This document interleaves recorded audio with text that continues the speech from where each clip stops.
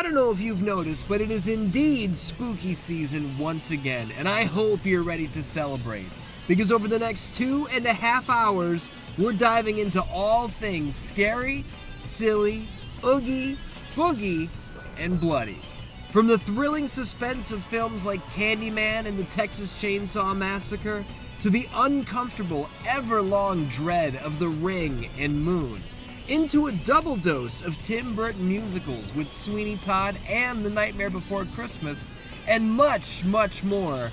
Man, Scream Sequence 2 had a little something for everybody. Enjoy this marathon of the entire season, all in one go. Because next week, we start it all over again with the premiere of Scream Sequence 3. Grab a drink and get comfortable. Welcome to Scream Sequence, razor-sharp reviews of your favorite creepy classics. Every video here on 616 Entertainment is made possible by my supporters over on Patreon. If you enjoyed the show here today, consider signing up. You'll get early access, exclusive videos, and podcasts and more. Pro Wrestling Tees has the merch. As always, thank you for watching.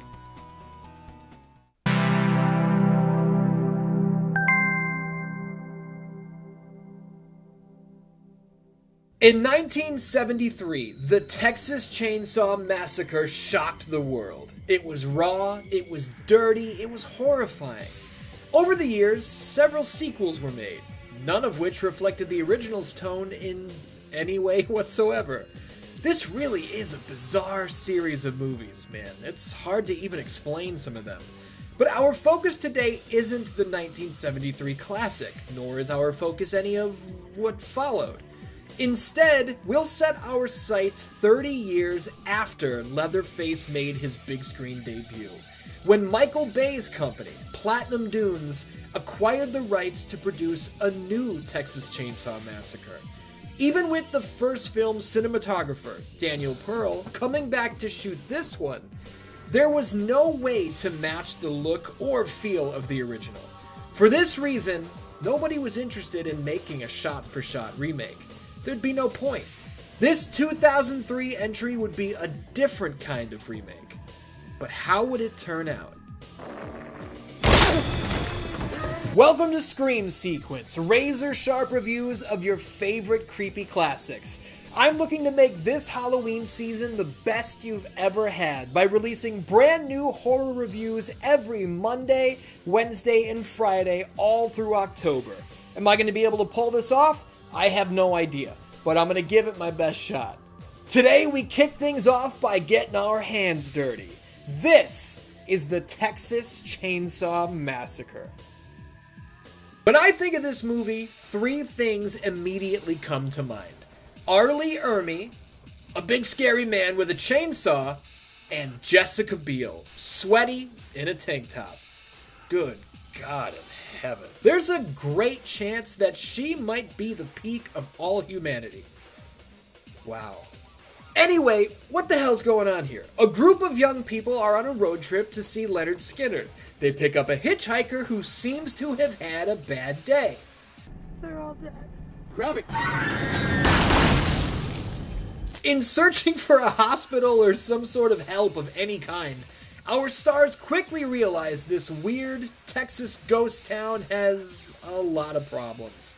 A gigantic man with a chainsaw chases them down, one by one, brutally killing as many of them as he can in as terrifying a fashion as possible.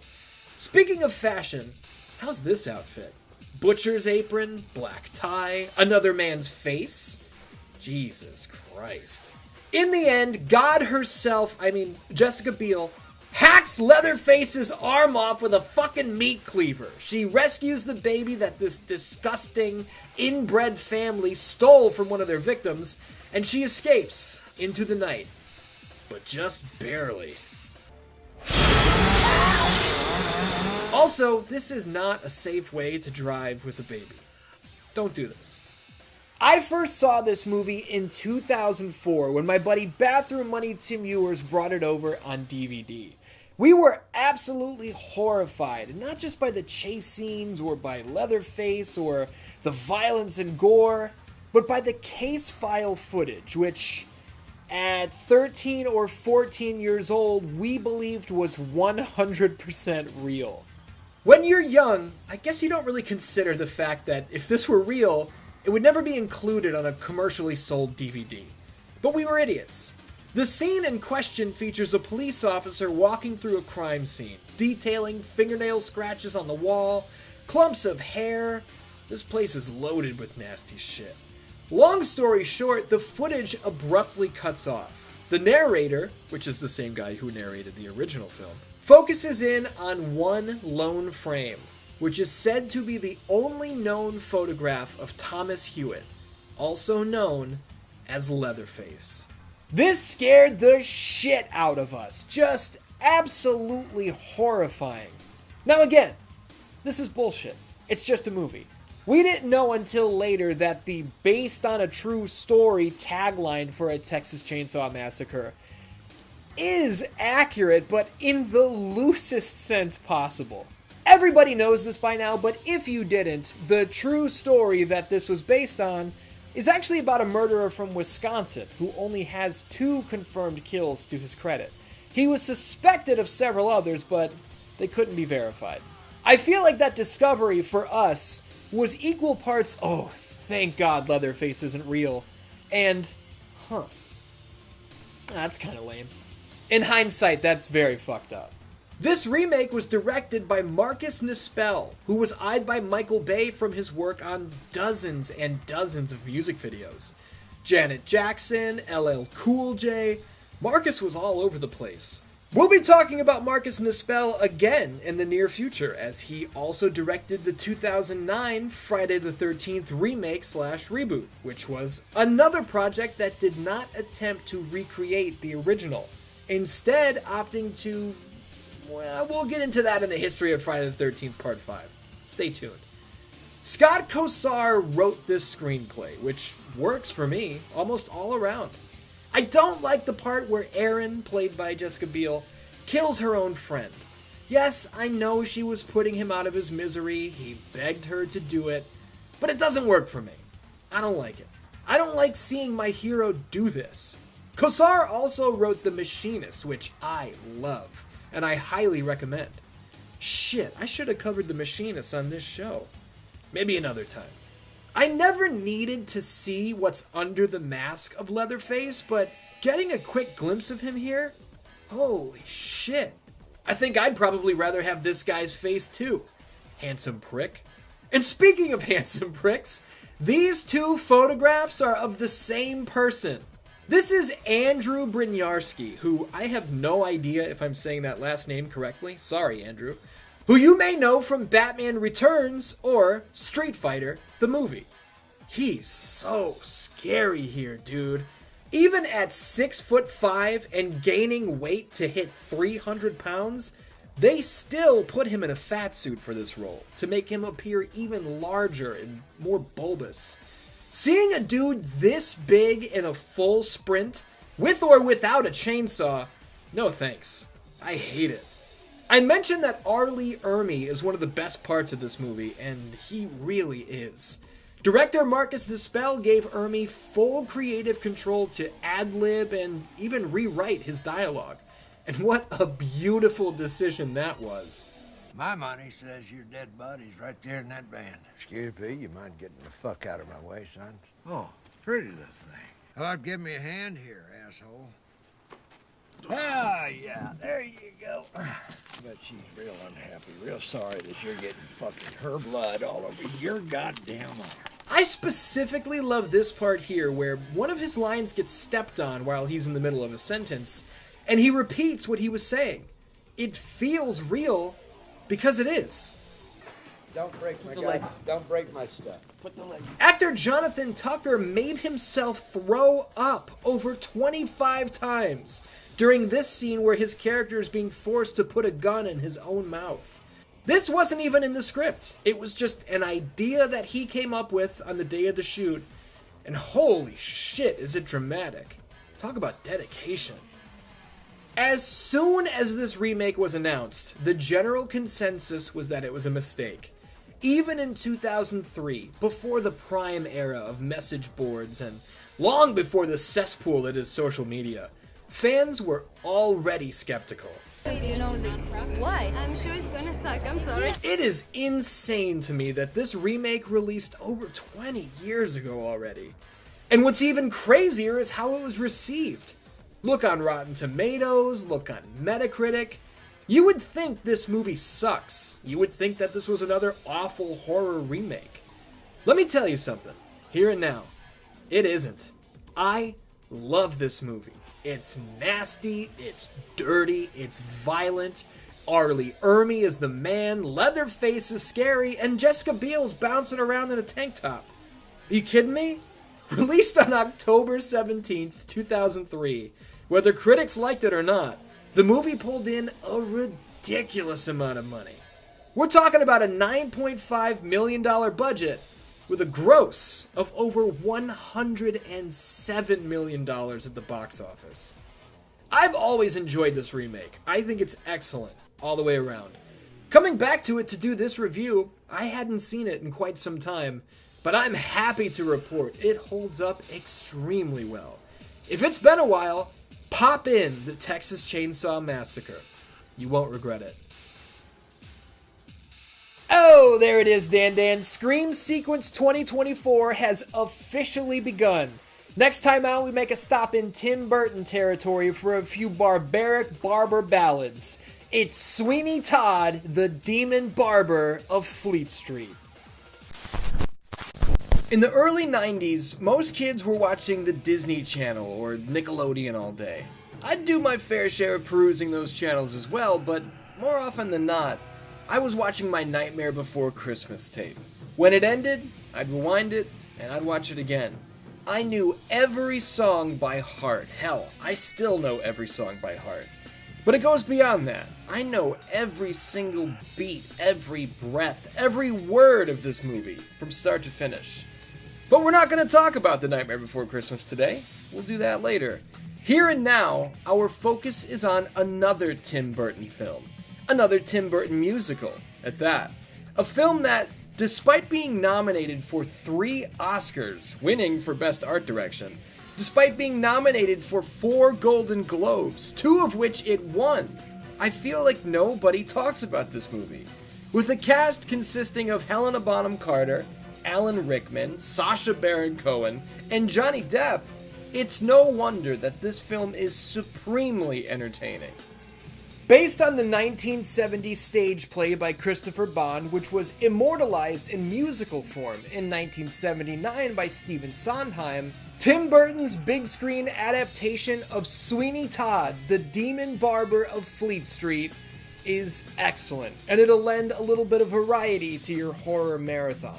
I'll tell you the story of this blood-soaked musical of revenge first because, this isn't Friday the 13th. It isn't Halloween. I figure many of you have no idea what the hell this movie is about. And that's okay. I'm happy to get into it. I am gonna spoil a portion of the ending, so be wary of that. But I'm purposely gonna leave out massive chunks of the journey, so you can still be surprised if you'd like to check it out, which I recommend you do. So there. Spoiler warning. A man named Benjamin Barker is beaten down and locked away in a distant prison by Judge Turpin. He committed no crime, but that's not what it's about. Turpin wants Barker's wife and daughter for himself.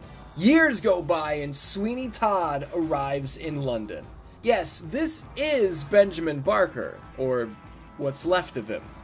He looks like he died years ago, and on the inside, he did.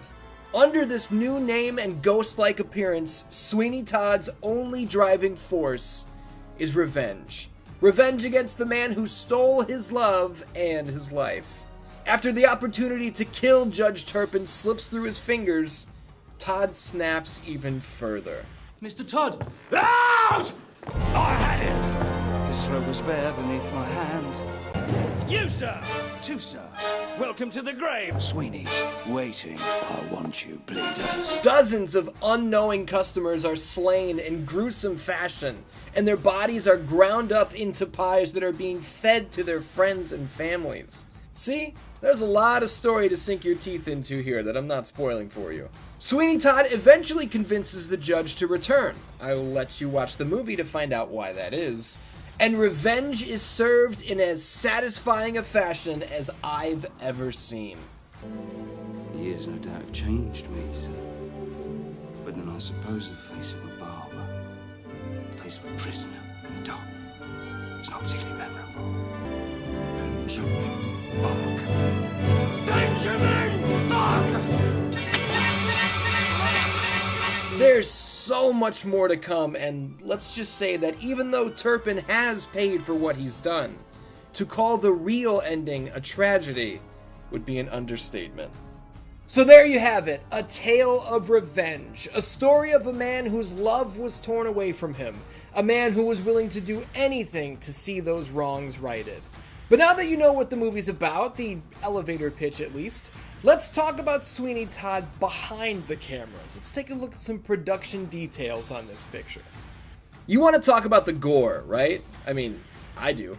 Look, over the last several months, YouTube has cracked down on me so hard for violence. I don't know why, but they have. That's why I have to censor a lot of this stuff.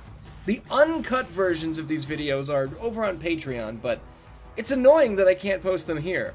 Anyway, this behind-the-scenes footage that is not intended to look real at all. It's a special effects demonstration. It's art. I'm gonna show it uncensored. Leave me alone. Seeing how the team created the splatter effects from the throats being slit is so cool. 6 or 7 hoses connected to tanks of fake blood, all pumping out the blood at different times and at different pressures. It's incredible to get such a detailed look at the work that goes into these effects. It's also so cool to see how closely Tim Burton was watching all of this, even coaching the performers, looking to create the exact type of action he wanted for the picture. And notice the color of the blood. It's borderline pink. It's tinted this way so that after the color grading is done, it appears bright. Borderline electric red in the finalized film. This shade is an ode to the Hammer films of the 50s, for sure. And speaking of Hammer, Dracula himself, Christopher Lee, was in this movie. Strong emphasis on was, unfortunately, as he and several other actors were cut in the editing process. Adapting a 3.5-hour stage musical for the big screen doesn't sound easy. Even with those several characters and their songs being removed, we're still looking at a 2-hour runtime here. And boom, I mentioned the songs being cut, that's another springboard, this time into the music. Again, this is YouTube. I'm not really allowed to play licensed music for you, or Paramount's gonna be up my ass with copyright strikes. And that makes covering a musical very tough. But I feel it's worth noting that all of the actors are indeed really singing. Helena Bonham Carter, as Mrs. Lovett, is tremendous. Johnny Depp said that this was the first time he'd ever sung for anyone in his life, and that it was really scary for him. But imagine how it felt for the producers at Paramount. Several months into production, the sets were being crafted, the effects were being perfected. That's when producer Richard Zanuck asked, "Has anyone actually heard Johnny sing before?" And everyone in the room said no, they hadn't. Nobody had. Tim Burton hadn't even heard him attempt to sing. But he came through, and I think he did a great job. The whole cast does a great job. I've always felt that the show-stealing performance has to be that of Sacha Baron Cohen as Signor Pirelli. The head-to-head shaving competition between Pirelli and Sweeney Todd is fantastic. What's really funny is that Paramount did not offer him this role, nor did Tim Burton. When Sacha heard a Sweeney Todd film adaptation was in the works, he arranged himself a meeting with Burton and Paramount, and according to Tim Burton, Sacha performed the entire abridged version of Fiddler on the Roof. Everyone was blown away, and the role of Signor Pirelli was his. That's a legendary story. Whether any of you know it or not, those of you who have been watching this channel for a long time have been hearing and seeing Sweeney Todd references for years. I have the razor tattooed on my forearm, along with the line, "We'll do wonders, won't we?" If you listened to the 616 Entertainment podcast for the 10 years that it ran, you might remember my opening line for every episode was, "Welcome to the 616 Entertainment podcast, friends, neighbors, Dan and alike. My name is Ian, blah, blah, blah." Friends and neighbors. Where did that come from? Glad, as always, to oblige my friends and neighbours. Try to do my best for my friends and neighbours. And my deep connections to this film don't end there. Look, when I was 16, when I saw this movie for the first time, I thought it was the coolest thing. And when I saw there was a replica of Sweeney's box of straight razors, I wanted it so bad.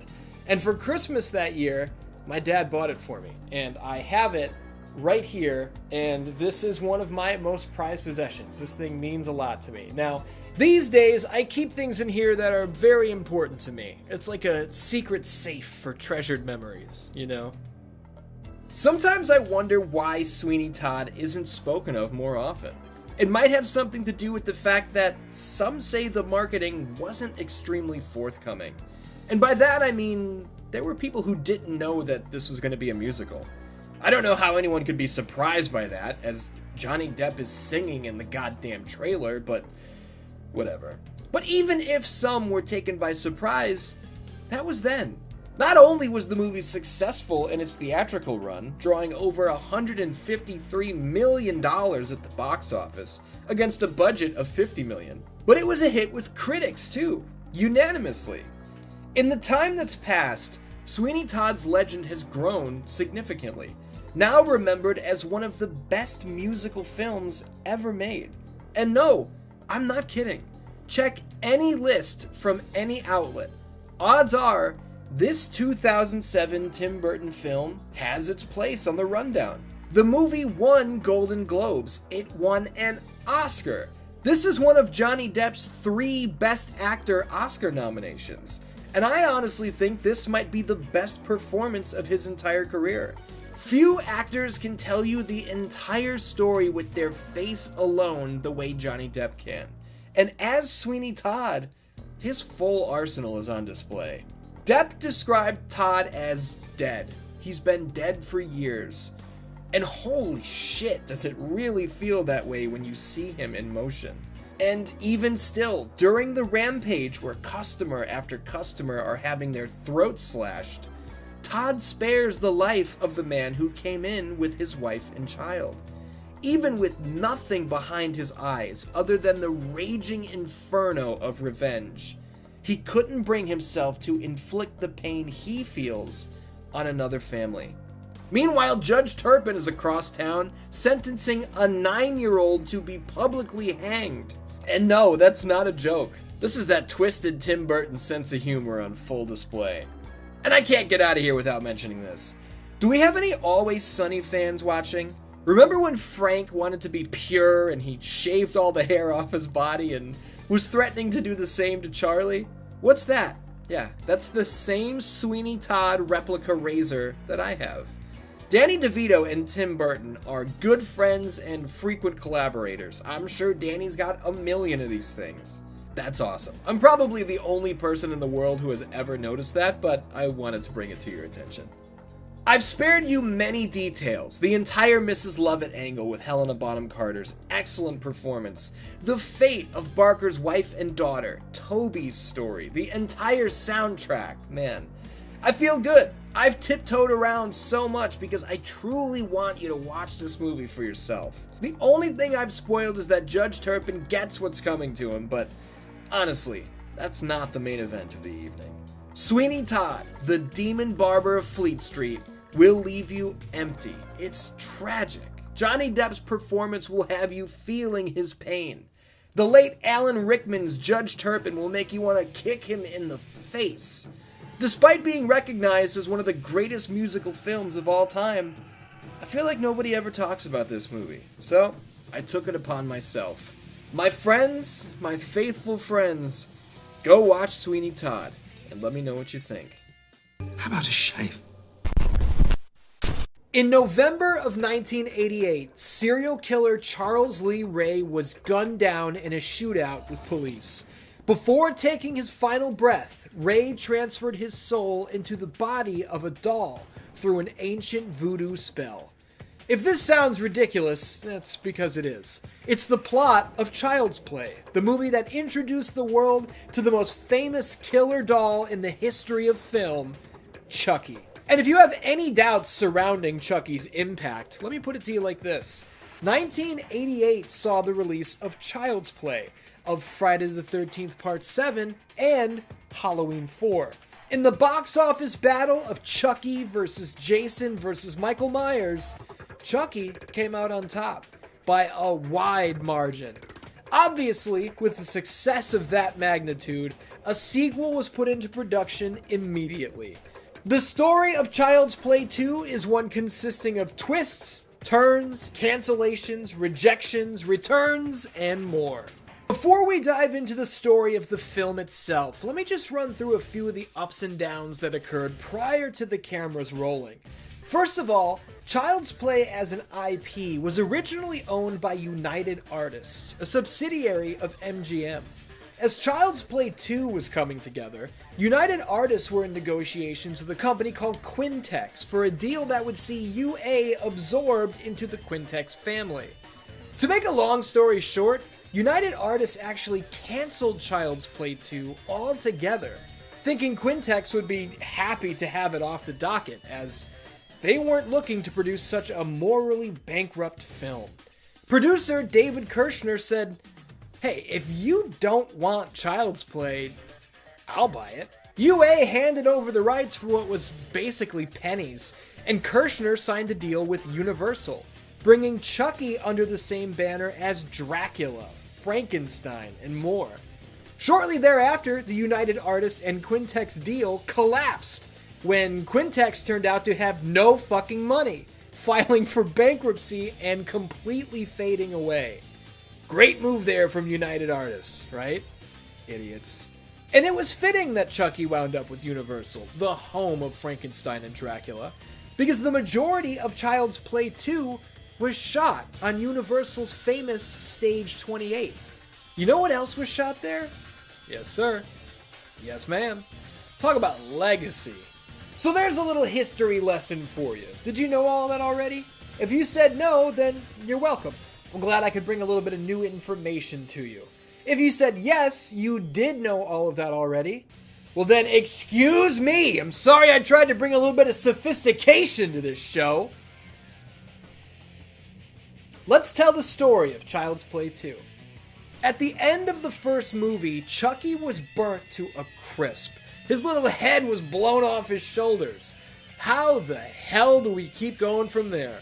Well, the company who owns the Good Guy doll IP are doing damage control. They're trying to avoid a massive lawsuit over these murders that apparently are tied to one of their products. In an attempt to prove it was all bullshit, they even acquired the burnt and broken doll from the crime scene. They melt it down, recreate it, and it's fine. See? We had nothing to do with this.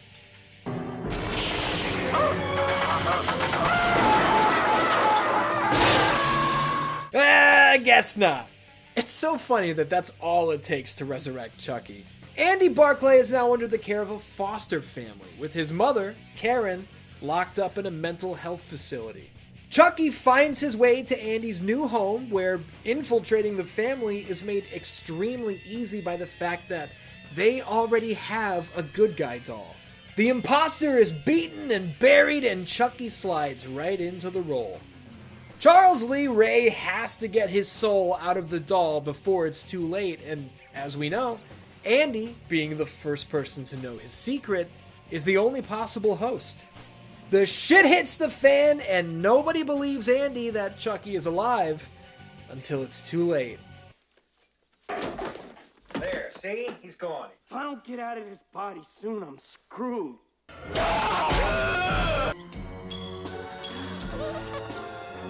Andy?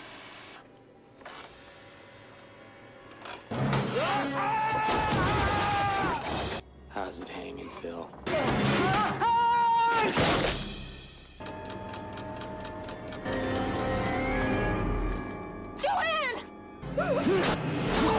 Kyle, Andy's foster sister, finds the wreckage of the original good guy, and she realizes that he's been telling the truth all along. In a chase that leads us all the way to the good guy factory, Chucky's rage boils over. It's too late to exit the doll's body, so he changes plans. He'll just kill these two instead. After being trapped, he rips his own hand off and slams the blade of his knife into the stump. Chucky gets so fucked up at the end of this movie, it's insane. He's sewn down to a platform and new limbs are jammed into his body. Molten plastic burns him into a gooey monstrosity, but even that's not enough to put him down. Eventually, an air hose inflates his head to the point of combustion. Andy and Kyle walk off into the sunrise, and Chucky is dead. I've always loved this movie. To this very day, I would probably include it in my top 15, maybe even top 10 favorite horror movies of all time. It's violent, it's funny, it's endlessly entertaining. How can you go wrong? I've had a fuzzy memory for decades revolving around the ending of this movie. I could never really place it or prove it, but I've always felt like Andy and Kyle walking off peacefully was different from what I'd remembered. And it turns out, I was right. There does exist an alternate ending where we see that after the explosion, a piece of Chucky's face landed in the pot of molten plastic. When a new head is molded on the assembly line, it instantly contorts into an evil grin, signaling that we haven't heard the last from good old Chucky. The reason my memory of this ending was so distant, the reason it was so fuzzy, is because this has never been released commercially, ever. Not on tape, not on DVD, not on Blu-ray, not on 4K, to my knowledge. Nowhere. The only place this ending was seen was on the TV cut of Child's Play 2. Why? I have absolutely no idea, but there you have it. If you always wanted Chris Sarandon and Catherine Hicks from the original to return here, hey, the studio wanted them too. At first, Chris Sarandon reportedly turned down the role after hearing that Tom Holland, the director from the first movie, wasn't coming back. But Catherine Hicks didn't turn down anything.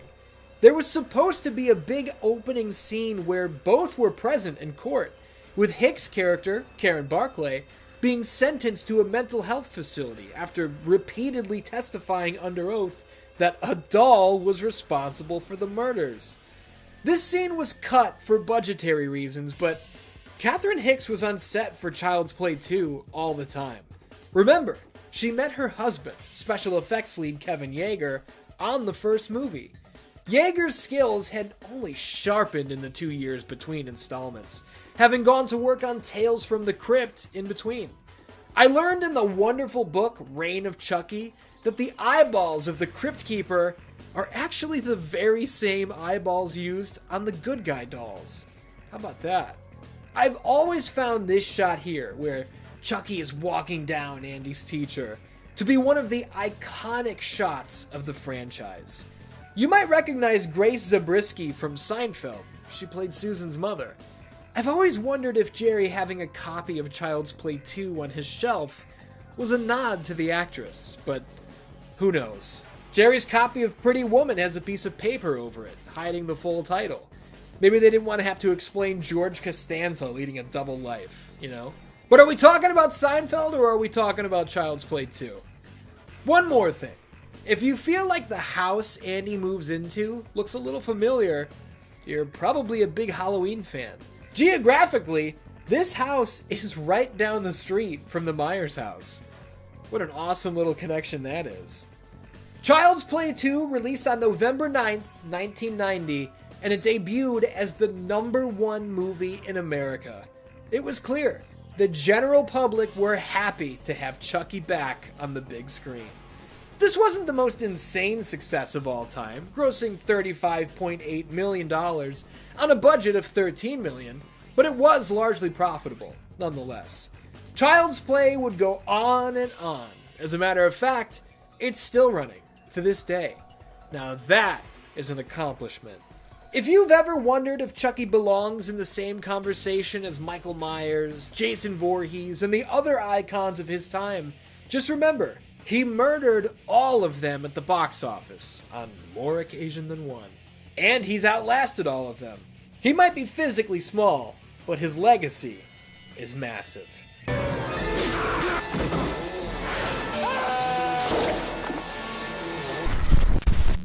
Before Child's Play 2 hit theaters worldwide, there was a private screening for the bigwigs at Universal. According to Reign of Chucky, the fantastic book by Dustin McNeil and Travis Mullins, this screening concluded with Universal's chairman, Tom Pollock, approaching series producer David Kirshner, saying, "I've got 3 words for you. Child's Play 3. Yes, a third Chucky movie was greenlit before the second had even released. That sounds great, but writer Don Mancini began feeling the pressure immediately, as Universal wanted the third film in theaters in just 9 months. Goodness gracious. Chucky had been burnt, decapitated, melted, and double exploded, so how could he possibly come back again? Today, we're covering Child's Play 3, so I'll tell you all about it. I love the first 2 films in the Child's Play franchise. I always have. As a matter of fact, I still tend to go back and forth on which one I like better. But this third one, not so much. Now, is it bad? Is it just okay? We'll get to the bottom of all of that here today. Welcome to Scream Sequence, razor-sharp reviews of your favorite creepy classics. Andy Barclay had survived Chucky twice. Kid's barely out of kindergarten, he'd gone to war with a murderous doll and won on 2 separate occasions. Talk about a trooper. When you think about Child's Play 3, you've got to wonder what the hell else this little kid could possibly go through, right? Well, you don't have to wonder for very long, because this time, he's not a little kid. The role of Andy Barclay had always been played by Alex Vincent, but in this third installment, the character was recast, slotting in Justin Whalen. Does Justin look a little older than Alex? Yes, he does, and that's because the story of Child's Play 3 actually features a time jump. Right off the bat, we were alerted that 8 years have gone by. This movie dropped just 9 months after the last one, but we're supposed to go with the fact that nearly a decade has elapsed. Alright. Not to make this video a mess from the get-go, but I have to mention here that Tyler has an Atari Lynx in this movie. He's playing it in several scenes. In 1991, which is when this film released into theaters, the Lynx was still fairly new and cool. But if this movie is supposed to be taking place in 1998, the Lynx is old news, man. Old news. That's just a funny little thought I had watching this movie. Not to mention, I've laid eyes on behind-the-scenes photographs where the actor is playing a Game Boy. Now that's more like it. I have no idea how I got so sidetracked so early, but let's focus, let's shake it off, let's get into the story of this movie. After the second set of Good Guy murders took place, PlayPals, the umbrella company who owned the Good Guy IP, ceased production entirely. Everything, from the character to the toy to the factory itself, have been dormant ever since. But after 8 years, the suits feel they've waited long enough. Andy Barclay is ancient history. No one remembers him. Nobody cares. The Good Guy doll was too hot of a seller to collect dust, so fuck it. He's back in production. In the dingy, dirty, worn-out old factory, the remnants of Chucky are mixed in with the new batch. And that is all it takes. Chucky's back. I swear, he's just like Dracula. Take the stake out of his heart, he's back. Drip blood on his ashes, he's back. It's that easy, I guess. The first victim this time out is the Jagoff PlayPals CEO from Child's Play 2. He's back here in the third movie, but only for a minute.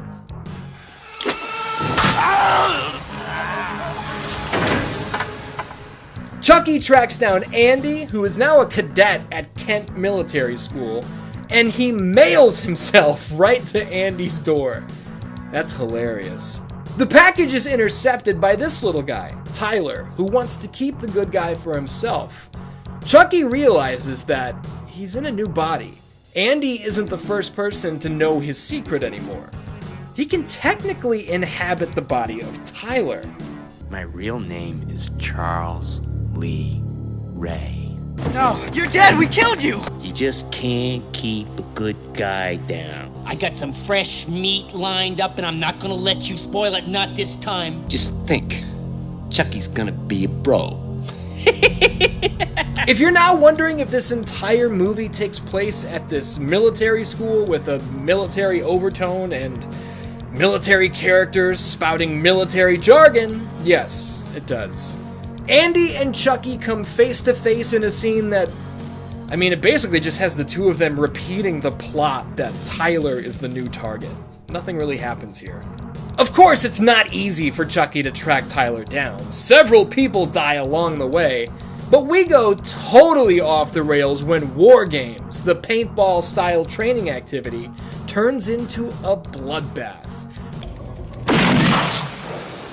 To create the ultimate distraction, Chucky replaces the paint bullets with real ones. This is awesome. Oh god, he's not breathing. For years, I thought this was so unrealistic, as paint-tipped bullets aren't real. But then I looked into it, and yes, they are. It's called simunition. Huh. Well, now I know. Anyway, Chucky chases Tyler away from War Games to a nearby carnival. Andy shows up to make the save, and Chucky is thrown off the top of a haunted house ride into the spinning blades of an uncovered fan, shredding him completely.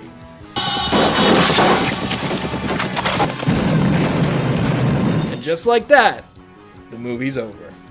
I'm not really into the military school setting, to be honest. As a matter of fact, the opening scene where the PlayPal CEO is killed in his office, that's my favorite part of this movie. Now, is it more of what we've already seen? Sure, but I like what we'd already seen, so that's not a problem for me. The first time I saw this movie, I didn't really like it. I found it largely unmemorable and not nearly as entertaining as the first two. Now, I was a kid back then, sure, but that was that. For years, I would rent Child's Play and Child's Play 2 over and over without ever checking this tape out again. Coming back to Child's Play 3 as an adult, it's not bad. It's still not nearly as good as 1 or 2, but it's not bad. Chucky getting his face cut off by the scythe in the haunted attraction is awesome. The barber getting his throat slit with the straight razor is super satisfying because this guy is a dickhead. And yes, this kill is 100% an ode to Sweeney Todd, which writer Don Mancini had seen perform live right around the time he was working on this script. Did you watch the Sweeney Todd episode of Scream Sequence? If not, now's the time. But speaking of the barber, we have to talk about this guy. What is his deal? This dude is mentally unwell, for real. Why is he so obsessed with these kids and their hair? It's not like he's just doing his job, keeping them proper by military standards. He stalks the lunchroom, practically licking his lips. His catchphrase is, "Presto, you're bald." Yet he doesn't shave a single head bald across the entire movie.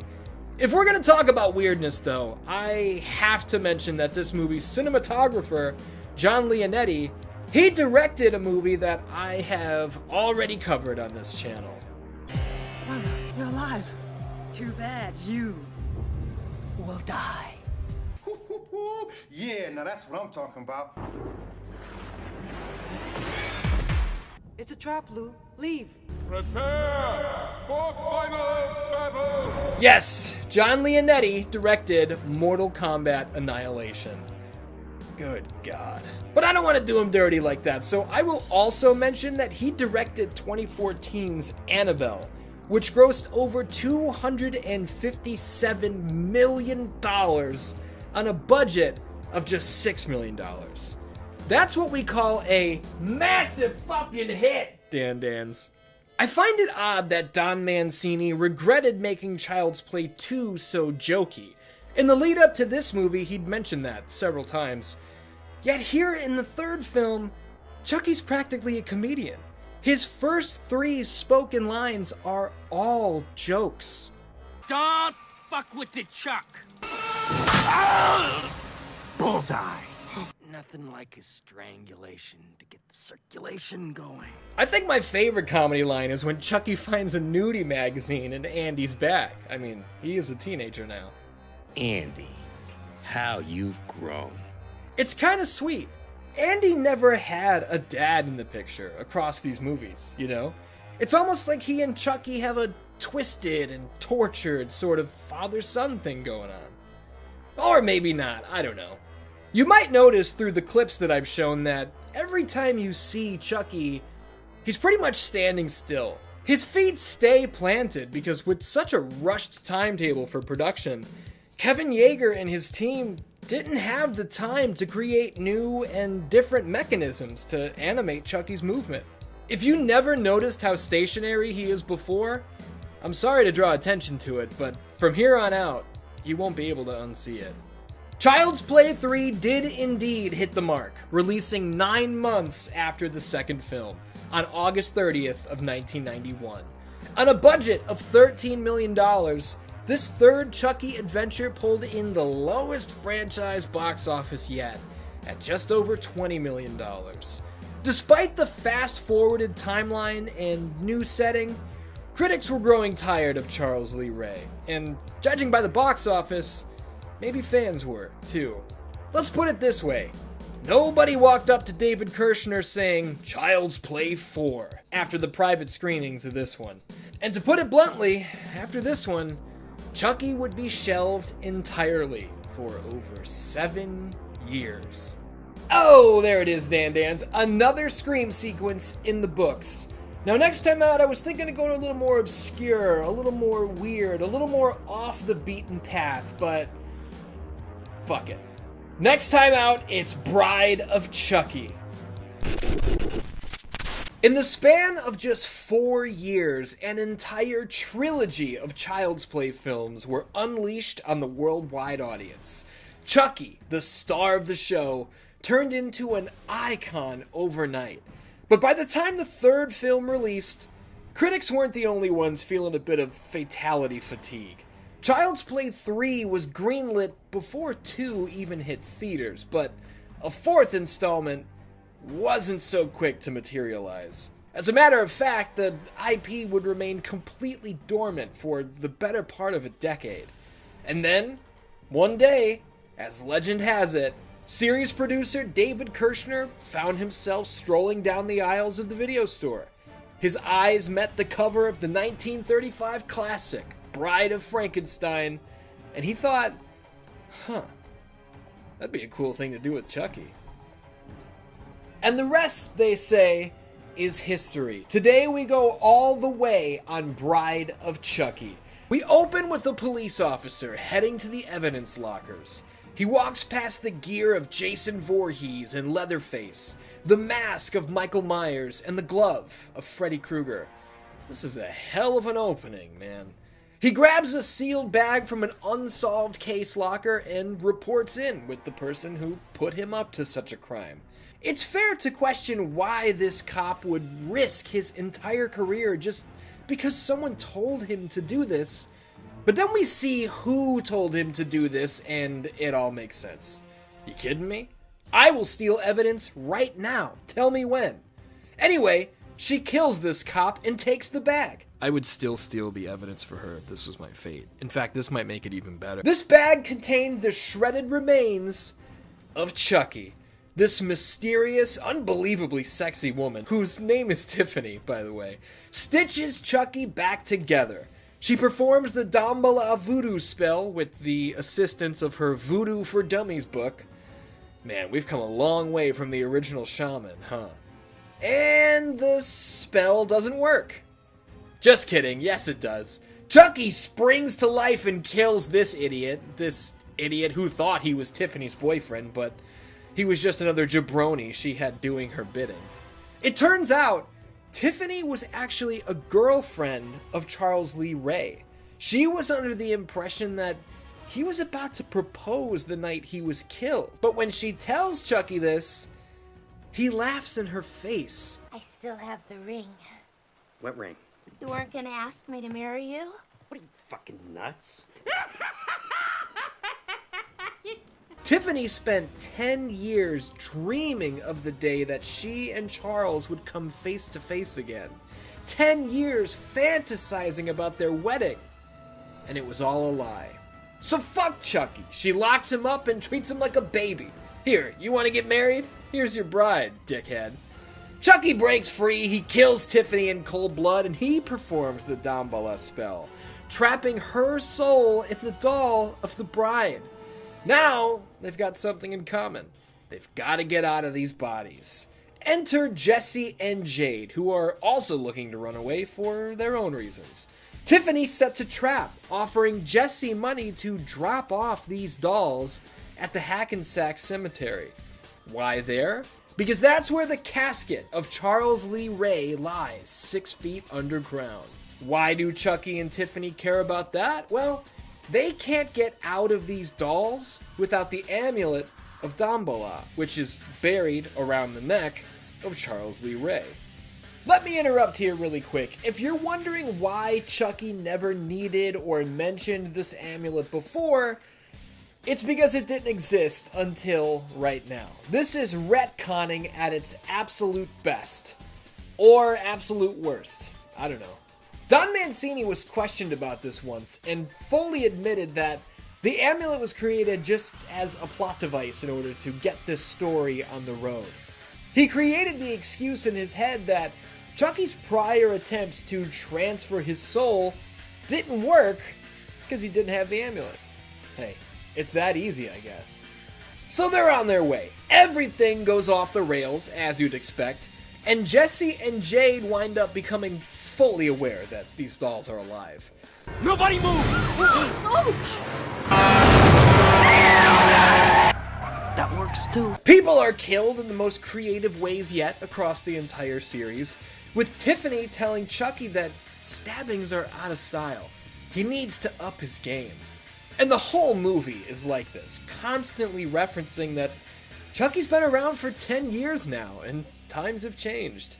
I love when John Ritter's face gets impaled with dozens of nails, and Chucky says, "Why does that look so familiar?" Yeah, I'd say that's pretty familiar. This turn into full-on comedy came from David Kirshner and Don Mancini, recognizing that their audiences loved when Chucky would be funny. The theaters would erupt, and the laughter would then allow the next kill to come from a fresher place. So, why not go with it? Why not lean into it? And here we are. Jesse asking Chucky how he wound up in this situation is so good. Well, it's a long story. In fact, if it was a movie, it would take 3 or 4 sequels just to do it justice. I don't think there's any better example of Chucky playing for comedy than him showing up on WCW Monday Nitro. No, this is not a joke. And Chucky would later pop up on WWE programming, which has to make him the only horror icon to ever appear for both companies. That's crazy. Anyway, we gotta wrap this story up, sorry. Chucky and Tiffany wind up having sex in a hotel room. Yes, there's a doll sex scene. And it seems like they're on the same page. Until Jesse and Jade outsmart the dolls, pitting their egos against each other. Those dishes aren't gonna wash themselves, you know. The least he could do is wash a dish. Can't even wash one fucking dish! Plastic is no substitute for a nice hunk of wood. I didn't hear her complaining last night. It's not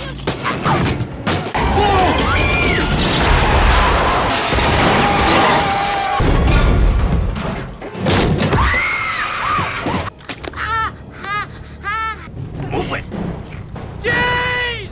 Get down there! The amulet is recovered. It seems like the body swap will finally happen when Tiffany turns on Chucky with a line straight out of Bride of Frankenstein. Why? Don't you see? We belong dead. We belong dead.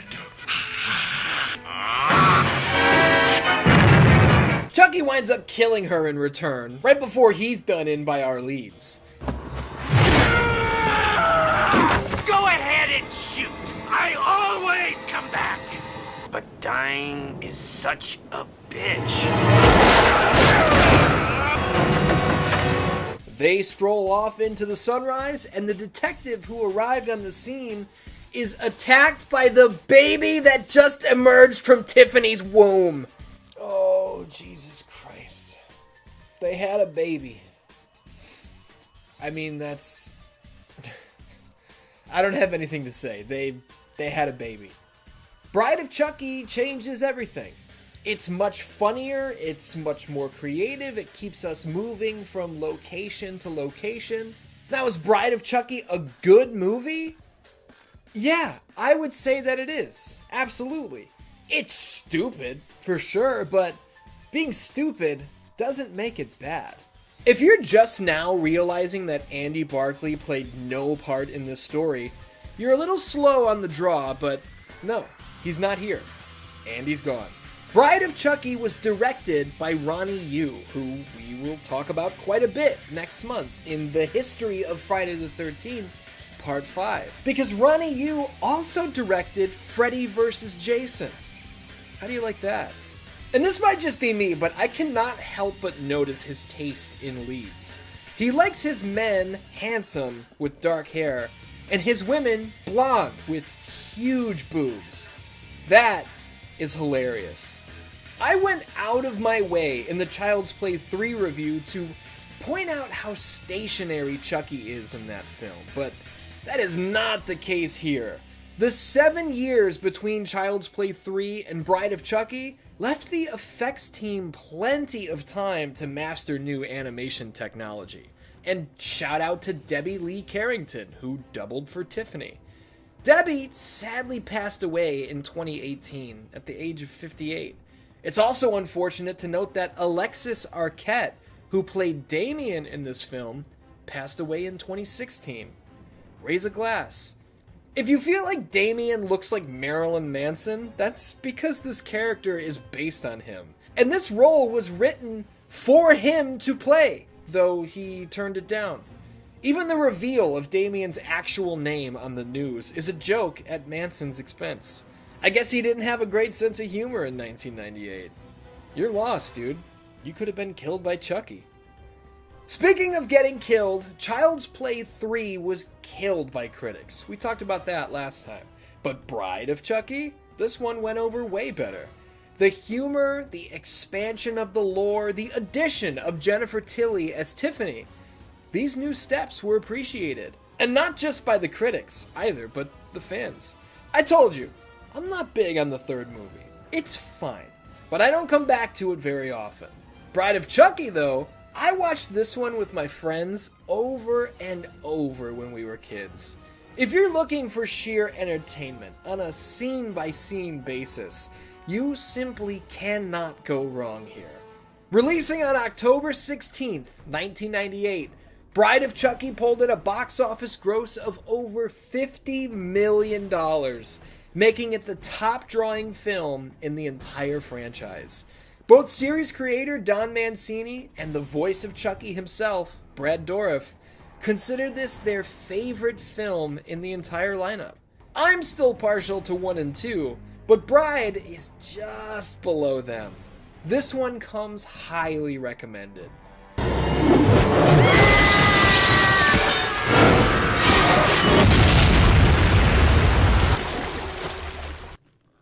I love you. Oh, there it is, Dan Dans. That's it. I am washing my hands of Chucky for the time being. There is still so much more to see and do with Scream Sequence 2024. For my next review, we are leaving the planet. It's time for Moon. Imagine you're an astronaut. You're stationed on the moon, the lone worker on a small base harvesting helium-3, the alternative fuel we're depending on to solve the Earth's oil crisis. You signed a 3-year deal with Lunar Industries to man this place, and your contract is almost up. Your wife was pregnant at the time of your departure, and now your daughter's big enough to be walking and talking. Home is right around the corner. And that's when things start to get weird. Your health is declining. You're hallucinating other people on the base. It must be the loneliness, right? You've been up here a long time. But no, this isn't cabin fever. This isn't homesickness. The truth is much, much darker. Today's movie is Moon, the 2009 science fiction film from director Duncan Jones. Now, I'm aware that science fiction and horror are not the same thing. They are their own separate genres, but this film is very creepy. This film is extremely haunting. And honestly, this is my show, and I'm going to cover what I want. Nobody talks about Moon, and that bothers me, so I'm taking it upon myself to change that. You got a problem? We're about to blast off through the entire story, so this is your last chance to watch the movie for yourself. Go ahead. I will be right here when you get back. It's not a problem. So I mentioned that the truth of the situation is awfully dark, and it is. Sam, our main character, goes out on a mission. It's routine work, and another hallucination distracts him at the worst time. He crashes his rover, and the next thing he knows, he's waking up in the infirmary with Gertie, the onboard robot assistant, checking on his condition. Sam's been under the impression that the live communications on this base are broken, which is why he and his wife Tess have been forced to send pre-recorded videos back and forth all this time. So imagine how Sam feels when he finds Gertie pretty clearly speaking to the Lunar Industries representatives live. What's going on here? Sensing something is off, Sam creates an issue as an excuse to get outside before rescue arrives. What rescue? Why is someone coming here? Trekking out into the darkness, Sam finds his crashed rover, with himself still behind the wheel. He brings this other Sam back to base and demands a response from Gertie, who confirms that this man is also Sam Bell. God damn it, is this movie good? I told you this movie was good ahead of time, but I didn't mention that this is probably in my top 10 of all time. There's still much more to come, so strap in. It becomes obvious to us that this rescued man is the guy we've been following from the start. The Sam we saw wake up moments ago is new. We'll call them Sam 1 and Sam 2. Sam 1 is just happy to have somebody else up here. He's been alone for so long. Even the unexplainable is enough to make him smile. Sam 2 isn't as easily swayed. He knows something is terribly wrong, to the point that he puts into words exactly what you and I are thinking. Well, then I'm going back. Is that what you really think? Yeah. You're a fucking clone. You don't have shit. Hey, I'm going home. What about the original Sam? I'm the original Sam! I'm Sam fucking Bell! Hey. Me! Gertie, am I a clone? Are you hungry? Sam 1 cannot bring himself to accept this. He's about to go home. He can't be a clone. His wife and baby are waiting for him. But the signs are all over the place. Remember that playback glitch from earlier? Sam 1's hair has never been that long. In a conversation regarding this wooden city he's carved, Sam 1 says that he did these few buildings, but he doesn't actually remember starting this model up from scratch. Oh boy. I'll spare you from listing off every little interaction, but Sam 1 continues to deteriorate without explanation. He's throwing up blood, his teeth are falling out, and he sneaks away outside of the jammers that block live transmission, and he calls home. A young woman answers, and our hearts drop as far as Sam's when we learn that Sam's wife died years ago. This young woman is Sam's daughter. When she calls to her dad in the distance and Sam hears his own voice from down the hall, He knows he's seen too much. He discovers through Gertie's records that Sam after Sam have suffered these same symptoms he's going through. And when it's time to head back to Earth, they crawl into the hibernation pod to be shipped home. Only this hibernation pod isn't what it seems. It's an incinerator. And there is a hidden room, just as Sam 2 hypothesized earlier.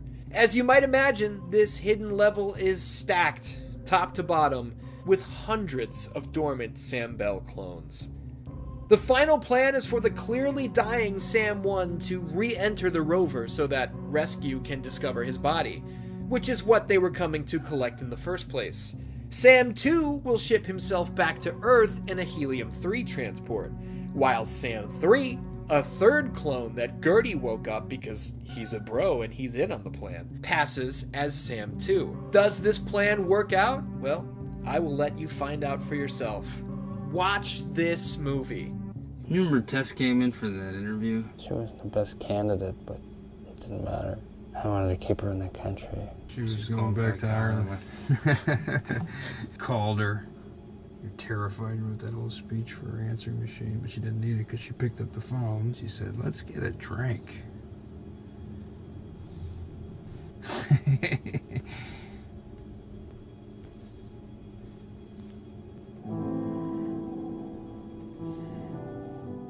Oh man, I left out so many great moments, and I did it on purpose because I want you to experience them for yourself. I'm actually sorry that I spoiled as much of the movie as I did, but I told you I was going to do it. And the thing is, the story beats and reveals are intriguing, they're shocking, they're heartbreaking. But the story itself isn't the only reason to tune in. Sam Rockwell's performance here is out of this world, no pun intended. Empire magazine listed Rockwell's double role in Moon as one of the 10 most egregious Oscar snubs of all time. And yes, Sam Rockwell is playing both roles. This isn't a stunt double guy with Rockwell's face CGI'd over him. Sam Rockwell played both roles, one at a time, and had to remember exactly what he did, exactly when he did it, in order to react to himself in kind. The only time a stunt double was used was during the fight scenes, but even then, Sam Rockwell would play both roles, he just obviously couldn't do it at the same time. The use of practical effects here is fantastic. The vehicles are all real, they're miniatures. The surface of the moon is real too, again, a scaled miniature. God damn, I love this stuff. The moon base is also 100% legit. We're not looking at green screened in backdrops. This entire base is one massive interconnected set. Our director, Duncan Jones, does an amazing job navigating every single inch of this place. He said that the set being all one piece basically meant that the crew would walk in, they would close the door behind them, and they wouldn't walk out until the entire day of shooting was finished. That's commitment, man. I bet the entire crew were feeling like Sam Bell by the time this thing was over, with the isolation kicking in. And I mean, I think we all feel that sometimes, right? I know I'm feeling it. I'm shooting this on September 17th, and if all goes according to plan, you're not going to see it until October 14th. My entire September has been spent researching, writing, recording, and editing these episodes of Scream Sequence. There's no time to go anywhere, there's no time to see anyone, there's no time to do anything other than this. I am working so that I can fill October with as many of these videos as possible. This is the 6th episode of 13. Man, I feel like I'm halfway through my 3-year lunar contract, you know? And I'm sure you feel that too, in your own way for your own reasons. Isolation is something that we can all identify with, and that is probably why this story is so powerful. Moon was made independently, and unbelievably was completed under a budget of just $5 million. Look at this. I can't believe they pulled this off for $5 million. It's insane. In its limited theatrical release on June 12th, 2009, Moon earned just under $10 million at the box office. Like I said earlier, nobody talks about this movie, and that sucks because it's really, really good. And don't just take it from me. Critics raved about Moon. The film won a BAFTA award. It took home 2 British Independent Film Awards, among many others. I think my buddy Robinson, the #1 handsome boy, recommended this one to me back in like 2013.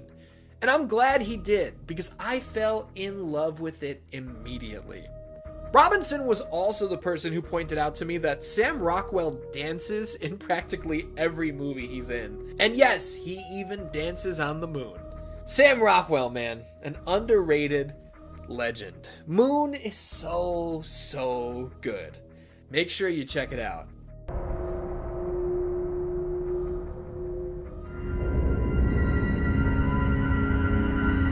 Oh, there it is, Dan. Moon. Don't miss it. Hey, do you remember in season 1 of Scream Sequence when I covered the first Resident Evil movie from 2002? It's not a bad movie. It's not great, but it isn't terrible. It's not what many of us were looking for, but it could have been a lot worse. Next time on Scream Sequence, I'll review 2021's Resident Evil: Welcome to Raccoon City. The first attempt at a live-action movie based on Resident Evil hit the big screen in 2002. Some liked it, many didn't. It's not a badly made film. I think the main complaint has always been how far it strays from the video games it's based on. Well, they made 6 of these movies, and altogether, they grossed over $1.2 billion at the box office. The final entry released in 2016, titled Resident Evil: The Final Chapter. And it was. This whole thing ended here, but like anything that draws a massive amount of money, there was much more to come. Right after the final chapter released, development started on a brand new Resident Evil film. This would be a full reboot, starting from scratch. This new movie promised to stick much closer to the source material. Could this finally be the Resident Evil movie huge fans like me always dreamed of? Today, I'm crawling through the depths of the Spencer Mansion. I am trekking through the halls of the Raccoon City Police Department with Resident Evil: Welcome to Raccoon City. I'd heard that this movie did not turn out well. I read that it reviewed poorly, and all in all, it did not seem to be the movie that Resident Evil fans had been waiting for. Now, I probably shouldn't reveal this before we're even done with all of the intros, but I will. I cannot believe how bad this movie is. Welcome to Scream Sequence, razor-sharp reviews of your favorite creepy classics. Now let me get this out of the way. I watched this movie for the first time so that I could cover it on this show. I didn't see it in theaters because from the very first images that were released, I thought it looked cheap. I could already tell that, despite writer and director Johannes Roberts' promises, this wasn't made for me. So with all that said, I assure you, I came into this with an open mind. I was ready to discover that this movie isn't as bad as people say. I was ready to come to you guys with a, you really should give it a chance. But I can't say that. This shit sucks! This episode is going to be much lighter on researched retrospective information and much heavier on my thoughts and feelings, so strap in. The initial image that we saw ahead of the first trailer, we were introduced to this movie's Claire Redfield and Leon Kennedy. Immediately, I was shaking my head. That's Leon? These two people are the same person? Let me be clear about something. I am not complaining about the fact that characters were race swapped. This sort of thing happens all the time, and it's not a big deal. I don't think there's anything wrong with casting a talented real-life human being that doesn't necessarily match the character of the source material. That's not the issue. To dig deeper into this, here's Jill Valentine in the video game. Here's how she looked in 2004's Resident Evil Apocalypse. Obviously, matching the original appearance was very important to this crew. Here's Jill Valentine in Resident Evil Welcome to Raccoon City. Like our Leon, she looks nothing like the source material, but like I said, appearances aren't everything. As long as they nail the character, who cares, right? Well, in the games, Leon Kennedy gets shit done. He goes from being a rookie who can really handle himself, surviving zombies and Mr. X on his first day, and by Resident Evil 4, he's a professional private soldier tasked with rescuing the president's daughter from a cult all the way across the world. In this movie, Leon is a complete fucking idiot. He's useless. His introduction has him waking up already drunk, and then he's passed out at the bar. He doesn't know how to use a gun, he's overpowered and outsmarted by a journalist. I swear, there is no point to him being in this movie at all. He does absolutely nothing of consequence. And if he weren't here, the story would not be any different. Jill Valentine, in the games, is a STARS operative who is extremely resourceful. She does things by the book, and when her back is against the wall, you can count on her to come out on top. Here in this movie, she has no character. She's kind of a hothead who, she also does nothing. She has no goal, no story. There is no point to her being here. Do you see what I mean? Appearances are only skin deep. That's not the problem. The problem is that there are so many characters in this movie, and 75% of them are completely useless. There's no point to having them here at all.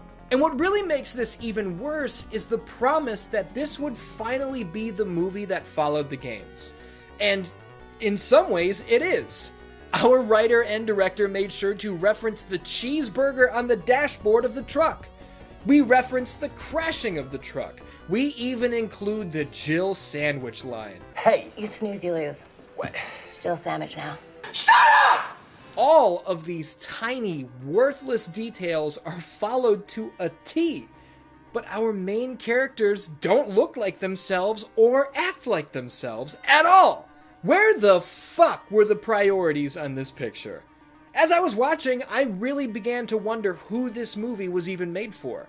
Obviously, it's chock full of tiny references that only people like you and I would understand, like the video of the Ashford twins pulling apart the dragonfly. But there's practically no explanation for who these kids are, what they're doing, why they're doing it, or why we should care about this. A casual, somebody who hasn't played the video game from fucking 1998, who just wanted to see a zombie movie, they would be wondering what the hell they're looking at. And in the fucked up characters department, this is Albert Wesker. In the games, he's the leader of our group, then it's revealed he's a bad guy. He winds up becoming a superpowered bad guy, blah blah blah. In this movie, he's a goofball. We're shown that he's got connections to someone telling him that the city will be wiped out. After over an hour goes by with his story not advancing at all, he confesses to Jill that he is somehow involved with all of this, and this confession comes out of nowhere for no reason. He just decides to tell her. He kills William Birkin and his wife, but jokes that he wasn't really gonna shoot Sherry. I wouldn't have pulled the trigger, kid. He and Jill laugh together as he dies, and she's distraught over his death, even though she's the one who shot him because he was gonna shoot a child. This movie is completely incoherent. Claire and Chris Redfield are also here. What are their stories? Well, they barely exist. They lost their parents at a young age, they grew up in an umbrella orphanage, and now they're adults. Chris was close to William Birkin, Claire wasn't. That's basically all there is. Brad Vickers is here, he does nothing and there's no point to his existence. Chief Irons is here, shocker, he has no story and eventually a licker kills him. And let's talk about the monsters. I always felt like the 2002 movie took a long time to introduce the first zombie. There's a lot of setup before we blast away. Unless you want to count the lady who gets hit by the truck in the opening, we don't have a zombie in Welcome to Raccoon City until the fucking 53-minute mark. There are lots of people who look fucked up and are sick, but our first shoot zombie fight is nearly an hour in.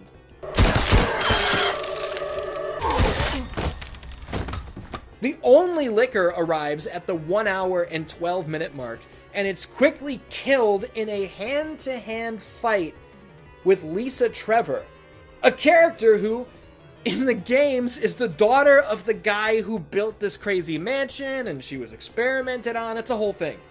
In this movie, she's here from the very start, she's really creepy, and then nothing ever comes of her at all. There's no point or plot to her inclusion whatsoever. She's this monster woman who Claire met at the orphanage, and now she's here. She's apparently really strong, and this is the end of her, I guess, because she dies when this place fucking explodes, right? Oh my god, let me talk about that.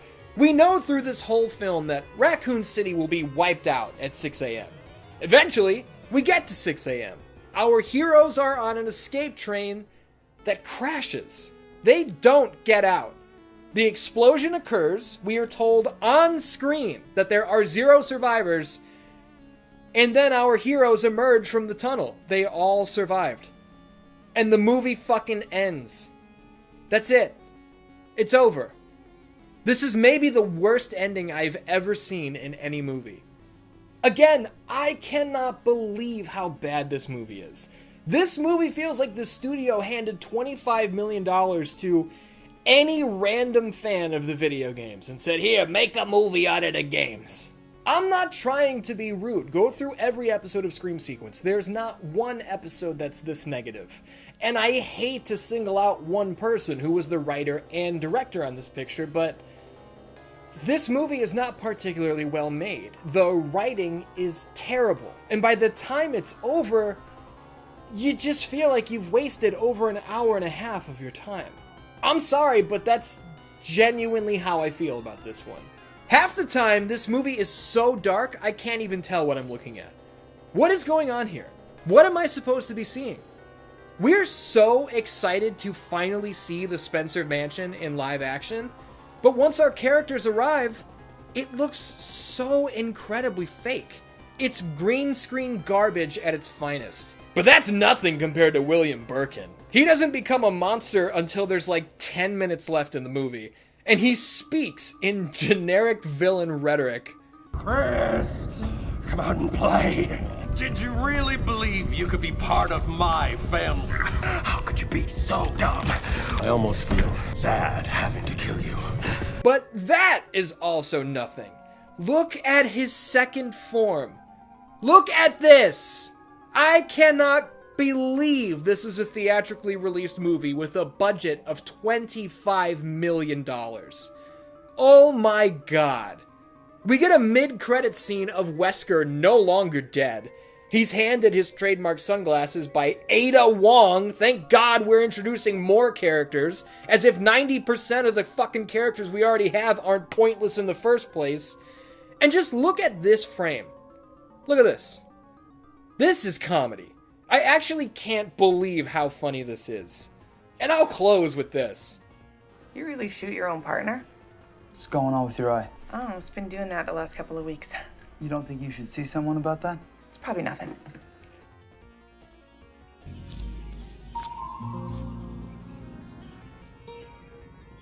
What the fuck is this piece of shit? I have so much more to say. I could keep talking for a full hour, but much like the characters in this movie, there's just no point. It's so funny that this was the film that promised to stick to the games, because I think that's what makes it so offensive. Releasing on November 24th, 2021, this movie did not make money, pulling in just $42 million worldwide. There are rumors that a sequel is in the works, a sequel called Resident Evil: The Umbrella Chronicles, with further rumors claiming it'll be based on Resident Evil 0.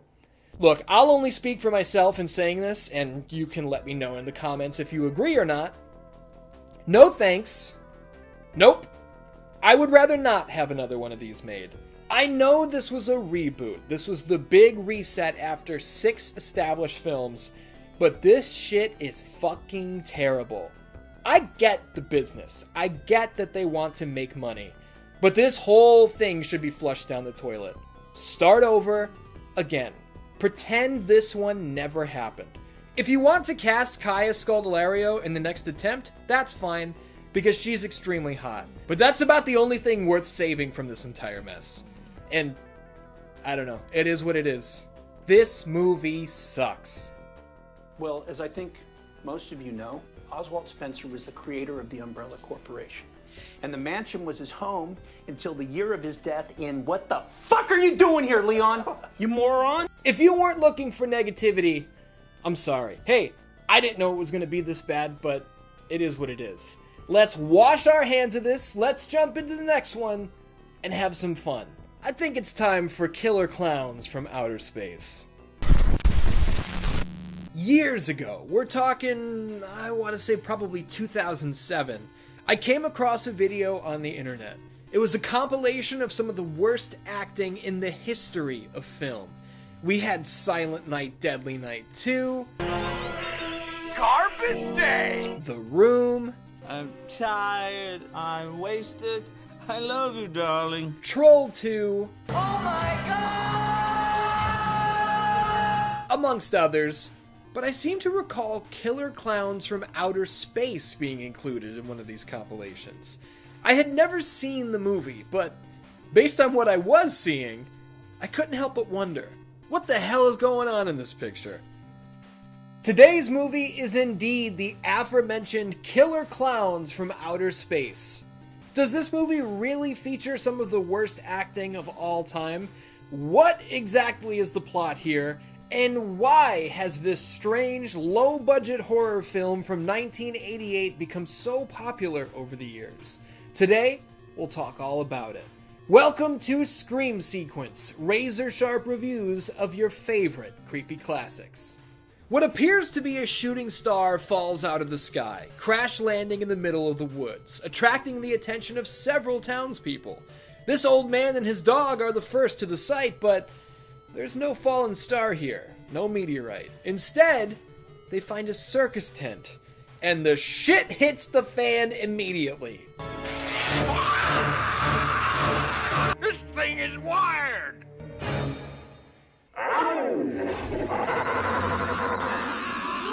Mike and Debbie are the next to arrive, and they find their way inside. They quickly realize that this circus tent isn't what it seems. This is no fun house. The shooting star we went to go look for, we are in it! Joe Lombardo.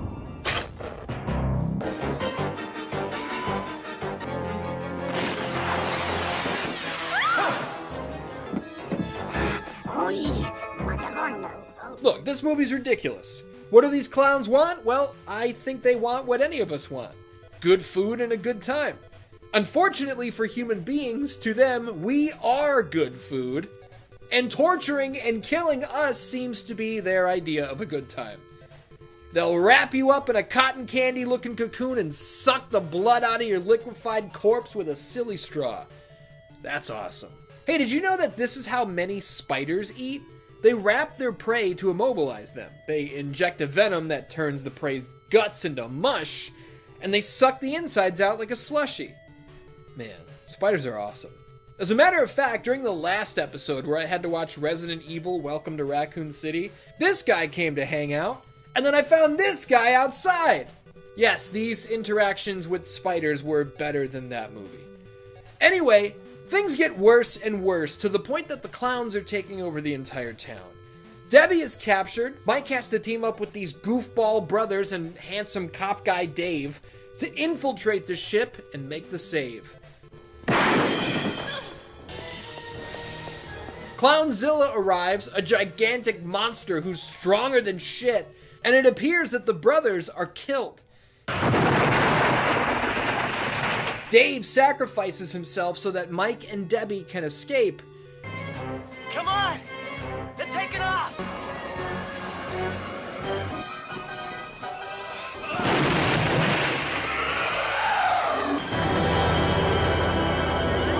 But it turns out that our trio of goofballs are just fine. Everything is alright, the world is saved when, whoops! I don't think we've seen the last of these killer clowns. Except we had seen the last of these killer clowns. Despite talks of a sequel carrying on for nearly 35 years now, never once have these clowns ever revisited our planet. The Chiodos brothers. Yeah, I guess we should probably talk about the guys who made this movie. They've thrown around the idea of a sequel movie, of 3 sequel movies, of a TV series, and none of it has ever come to be. And maybe that's for the best. Movies like this cannot be made today. This level of prosthetic makeup and low-budget practical effects, it wouldn't be like this. Just by the nature of evolution, it would not look or feel the same, so I don't really mind that we've never gotten a sequel. It should be mentioned that there is a practically brand new video game based on the property. A video game that I haven't played yet because asymmetrical multiplayer games aren't really my style, but fuck it, I'll have to check it out eventually. How could I not? I mentioned that I was introduced to this movie through a compilation of awful acting, and sure, there is plenty of that here. Hey, what are you guys trying to pull here? It's a beautiful night. We were walking around. We didn't do nothing. But you didn't say anything about parking. What kind of girls do you think we are?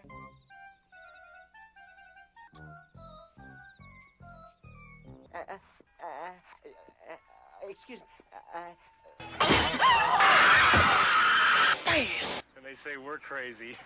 So? But you are not watching a movie like this for high-level acting, are you? No, you're watching for the effects, for the gags. The invisible car? Come on. And yes, they really pulled this effect off. It's just a little bit of tricky editing to hide the rig that the clown actor is sitting on.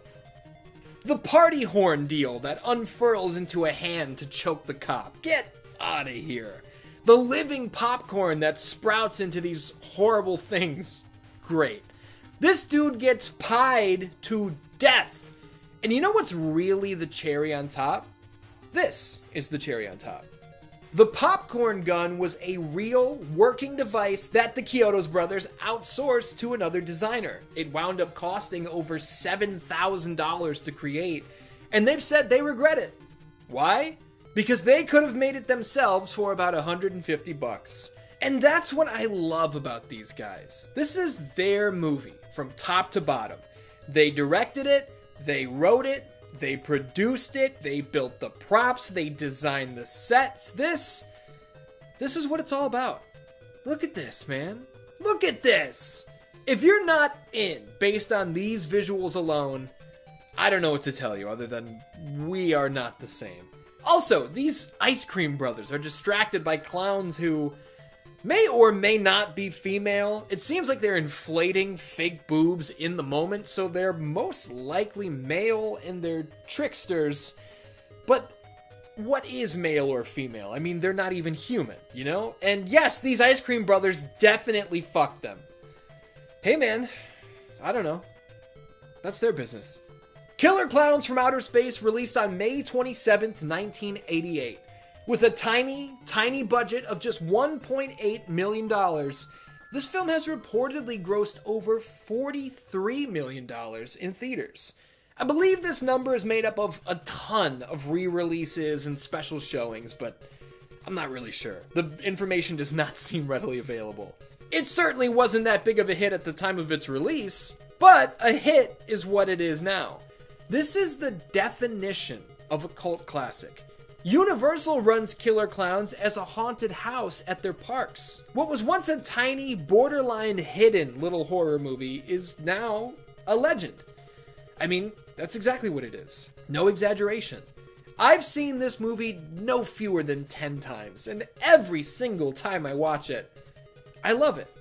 I don't believe in guilty pleasures. If I like something, I just like it, openly. I don't give a fuck if it's something I'm supposed to like or not. And Let me be clear, there is not an ounce of irony in my enjoyment of this movie. At just 88 minutes long, you got nothing to lose. Killer Klowns from Outer Space is fucking awesome. Even if you've already seen it, watch it again. Holy shit! Believe it. Oh, there it is, Dan Dans. That was fun. That was a good time, but next time, we're gonna get a little darker. We're gonna get a little more serious. I think it's time for Pulse.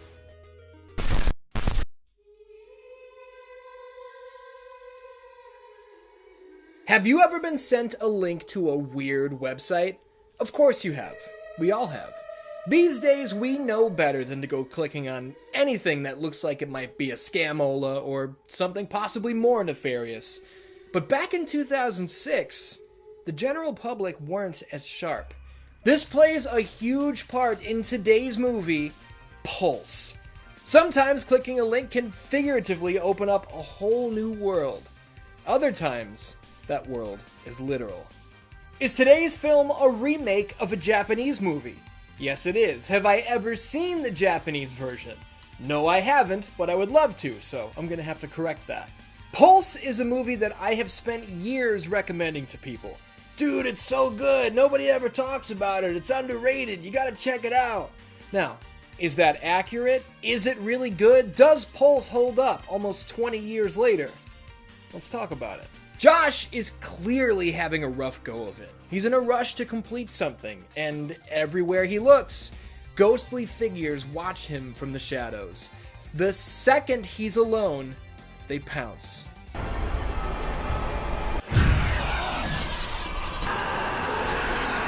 His girlfriend, his other buddies on campus, they all go days without hearing from him. Concerned for his well-being, Maddie, played by Kristen Bell, heads over to check on him. It's clear through his appearance, his movements, his speech, that he's not there anymore. It's like he has become the living embodiment of the void.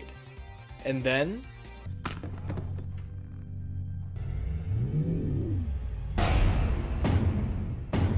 boom! We're in. Pulse is the story of what happens when you go poking around where you shouldn't have. Josh, the guy that we've just seen take his own life, broke through barrier after barrier. He was a hacker and he was looking for something grand. But what he found was the unknown. With this door opened, no one is safe. You're chilling at home on the computer when this window pops up.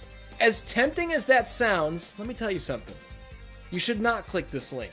Doing so leads to a webcam feed. Hundreds of webcam feeds, actually.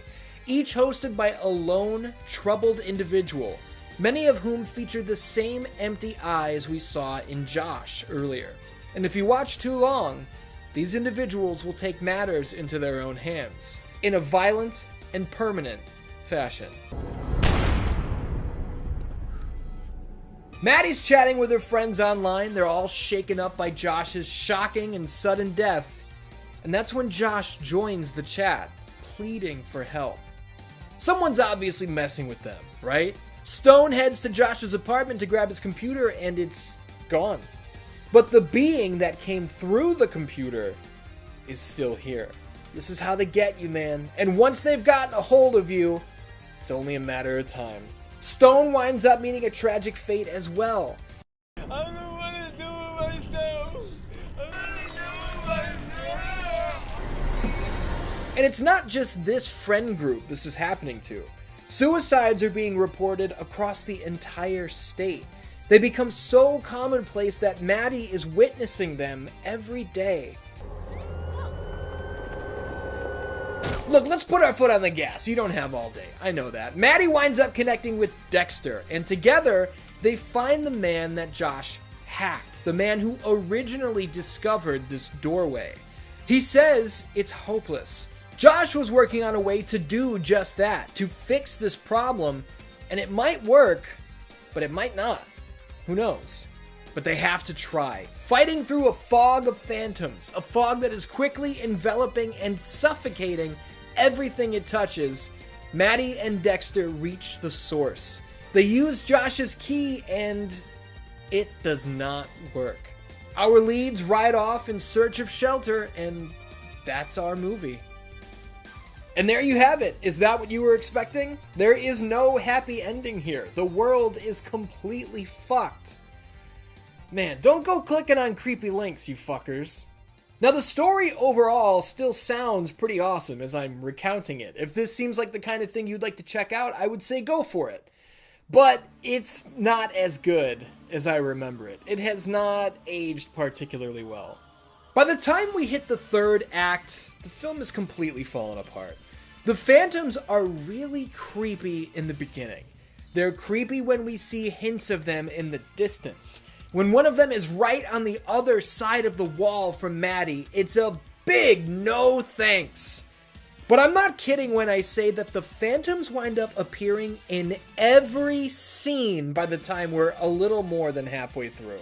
When you see a monster constantly, they're not a monster anymore. They're just another character. The luster is completely lost. There's this whole thing about how red tape keeps them out, but there's no real explanation as to why this works.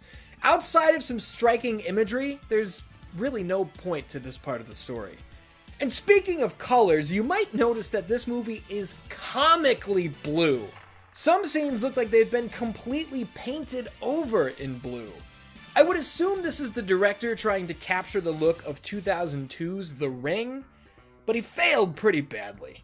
The director, let's talk about him, Jim Sonzero. This is the only theatrical film he's ever directed, but I did learn in my research that he was the cinematics director on Resident Evil 5 and Killzone 3. So that's pretty cool. And to link Pulse to Resident Evil even further, the original Pulse, the Japanese version, was directed by Kiyoshi Kurosawa. His career is storied, and in 1989 he directed Sweet Home, the film that would serve as the basis and inspiration for Capcom's 1996 video game, Resident Evil. How do you like that? And how do you like Brad Dourif showing up here in Pulse? It's only one scene, but he's amazing, like he always is. It's something we don't understand, and it is coming for us. It's the end of the world. The main phantoms have a more human appearance than the ghostly beings, and they kind of look like somebody, don't they? Oh boy. Though I've seen this movie 6 or 7 times before, there is one thing that only stood out to me this time. Does this phantom look a lot like Dennis Reynolds to anyone else? Is this a 5-star phantom? I mean, Dennis would absolutely click that link, would he not? Who knows? What we do know is that Pulse wasn't always a Jim Sonzero picture. This Western remake actually featured Wes Craven of A Nightmare on Elm Street and Scream in the director's chair for years. And it all fell apart when the Weinsteins literally canceled Pulse in order to force Wes Craven onto a film called Cursed. Sick plug for The Offering with Jerry Horror here. He just did a whole episode on Cursed, which I think you should check out. Pulse released on August 11th, 2006. On a budget of just over $20 million, the film grossed about $30 million at the worldwide box office. Not exactly a hitski. Nor were the sequels. Pulse 2 released straight to video in September of 2008, with Pulse 3 dropping just 3 months later. 3 months? What the hell is that about? Who knows? I've never seen these, nor do I ever intend to. Pulse, overall, isn't as good as I remember it being. I mean, it's pretty likely that the striking colors and sexy women, paired with the admittedly awesome imagery of our characters being overtaken by the void, it's likely that this alone was enough to sell me when I was 15. There are some legitimately very cool scenes and moments to be found here, but the total package, this is not. Should you see this one? Sure, it's not bad. It's just not great. Just do us all a favor and don't click that goddamn link. Oh, there it is, Dan-Dans. Look, we are now more than halfway through Scream Sequence 2024. If you've been enjoying the show so far, first of all, thank you for watching. And second of all, if you would like to support me, you can over on patreon.com/616entertainment or right here under a YouTube channel membership. I would greatly appreciate having you in my corner. Also, funny story right here at the end. I told my girlfriend, the beautiful Tara Darcy, that I was going to do an episode on Pulse, and that I was worried that I might discover that this film doesn't hold up all that well. She informed me that I already know this because we watched this movie together at my request about 5 years ago, and I discovered then that it doesn't hold up as well as I remember. I have absolutely no recollection of this, and it leads me to wonder how many times I've discovered that Pulse is not as good as I think it is. Next time out, we set our sights in another direction. It's time for Silent Hill. With 2 episodes of this show centering around Resident Evil films, I figured we should show a little love to the other side of the classic survival horror coin. Silent Hill, which hit theaters in April of 2006, will be our focus today. Was this film any good upon release? Does it hold up today? How do you translate a video game as bizarre as Silent Hill into a feature-length film? Let's talk about it. Silent Hill is a weird video game, man. I personally feel that parts of it are incoherent, and much of what is told to the player directly is done so in nearly a From Software fashion. You know what I mean by that, right? Games like Demon's Souls and Elden Ring have incredibly deep lore to them, but unless you go looking for in-depth explanations, good luck figuring out what the hell's going on in the moment. How do you take such an obtuse, horrifying, tortured tale and lay it all out in such a condensed fashion? You've only got 2 hours to work with. That was director Christoph Gans's goal. That was his mission. He fought for this license for years, going as far as sending the suits at Konami a subtitled video telling them how big a fan he was of the games, and that he wanted to make a film that would do them justice. Did he pull it off? Well, let's jump into the story, and then we'll check back in. Sharon is a young girl who suffers from night terrors and sleepwalking. After speaking over and over about a town called Silent Hill in the midst of these episodes, her adoptive mother decides to take her there in search of answers. But Silent Hill is no ordinary town. As a matter of fact, it is locked off, completely abandoned, due to coal fires that are still burning below the streets to this day. Even with the police on her tail, Rose bursts through the locked gates of this ghost town when an apparition appears in the road, causing her to crash. When she comes to, her daughter is gone, and it becomes abundantly clear that there is something very wrong with this place.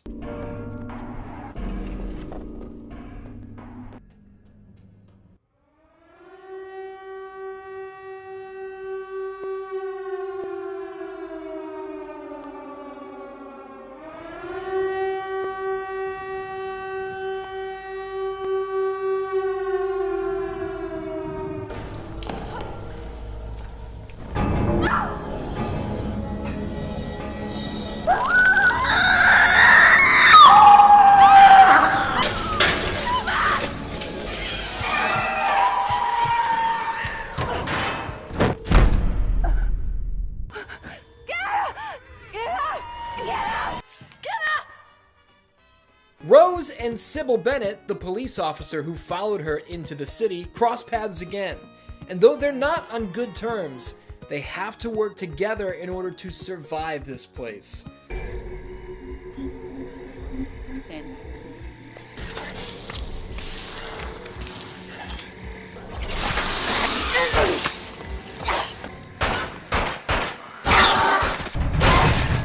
A distressed, obviously downtrodden woman claims that Sharon is her daughter. The world continues to shift at the sound of a haunting siren from somewhere in the distance, and the beings that exist in this world are...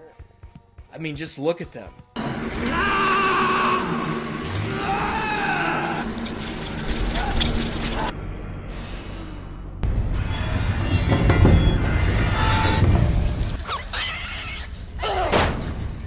This group of religious nuts lose their shit at the sight of Sharon, claiming not only to know her, but that she's a witch.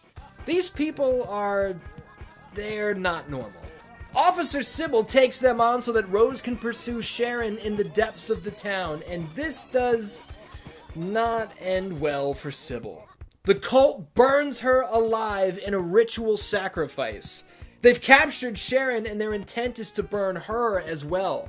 Rose fights through a sea of horrifying creatures into the black heart of Silent Hill, and what she finds is beyond words.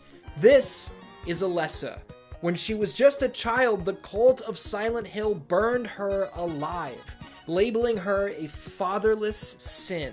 Kept alive only by the hatred flowing through her veins, Alessa's heart continued to beat.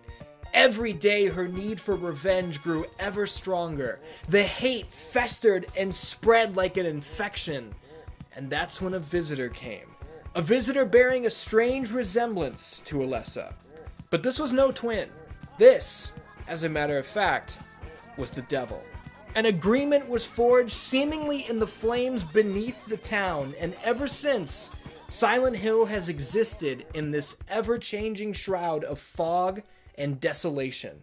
This is where we learn that Sharon isn't a real human being like the rest of us. She was born of the last remaining good within Alessa, planted outside of that hospital to be discovered by Rose to carry out this mission.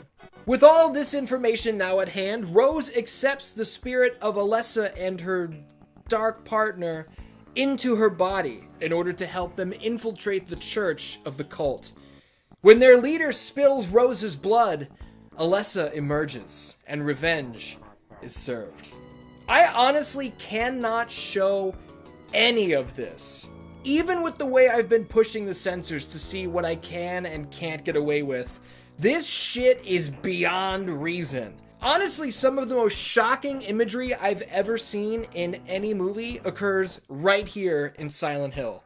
If you're on Patreon, you're seeing what I'm talking about, but YouTube doesn't swing like that. Anyway, with her thirst for vengeance quenched, Alessa leaves Silent Hill with Rose. They return home, but unbeknownst to Rose, they're not really home. They're still in the fog dimension. And that is our movie. Holy shit! I know, this movie is kind of confusing, but this is nothing in comparison to the game. And you may have noticed Sean Bean at the end there. He plays Christopher, Rose's husband and Sharon's adoptive father. I did not even bother mentioning him while I was telling the story because his character really doesn't need to exist at all. While Rose is on this unbelievable journey, scaring the shit out of us and keeping us guessing at every turn, Christopher is trying to call Rose on the phone. He's talking to the police who are telling him what we already know, that Silent Hill is a dangerous place where you shouldn't go. They kind of stick a few hints in through Christopher regarding what's actually going on, but his existence is largely worthless. This is because this character was not initially in the script. The director wanted Silent Hill to be 100% female, but the studio weren't having it. They wanted dudes, and so all of these cops and a husband were created out of nowhere. In my opinion, they slow things down, and when it's all said and done, they simply make the movie too long. But hey, what can you do? I want to talk about the monsters. I want to talk about the effects. I want to talk about the sets. I want to get into all of it. So that's what we'll do right now. First of all, the unsung hero of this film is production designer Carol Spear. One of the interviews I watched, she's walking through all of the sets, chronicling their construction and what went into each look. She says, "I have a passion for movies with texture." Holy shit, Carol, we can tell.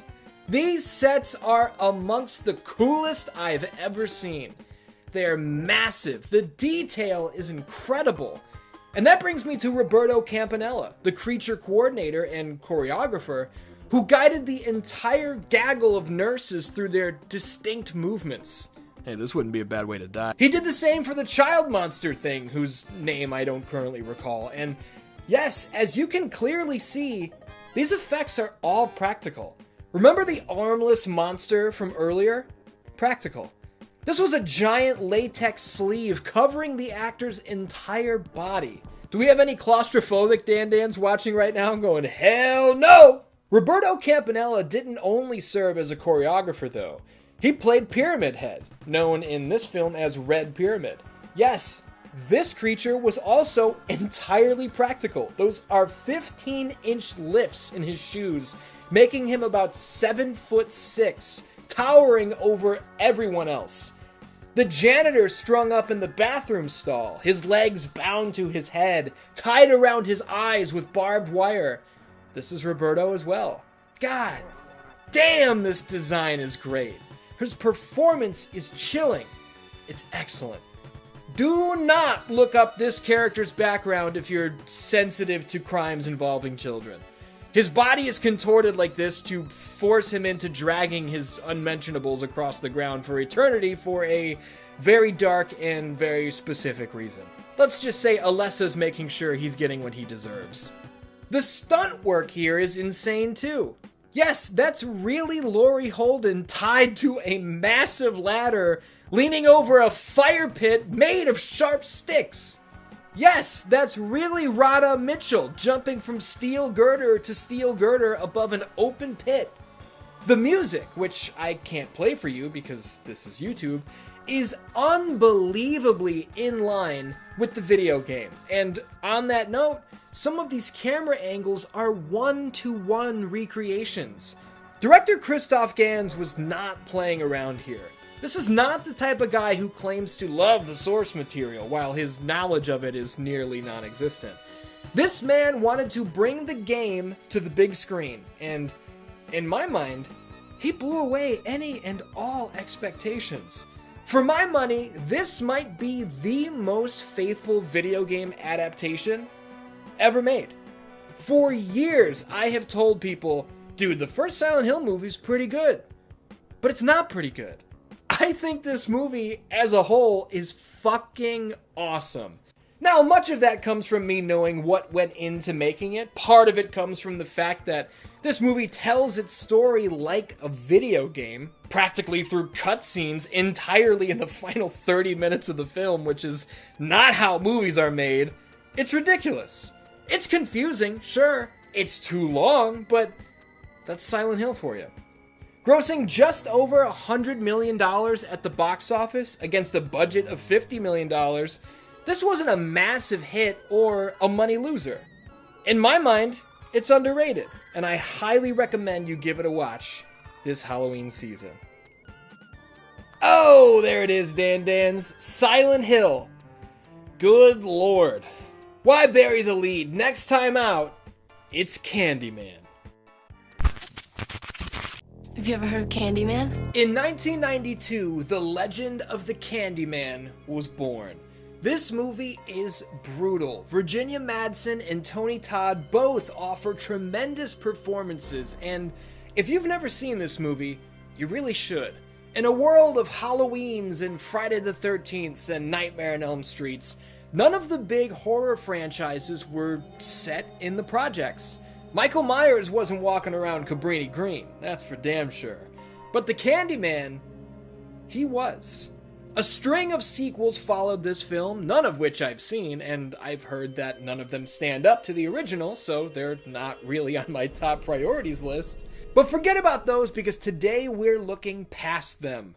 In 2021, the story of the Candyman finally returned to the big screen, and today, I'll tell you all about it.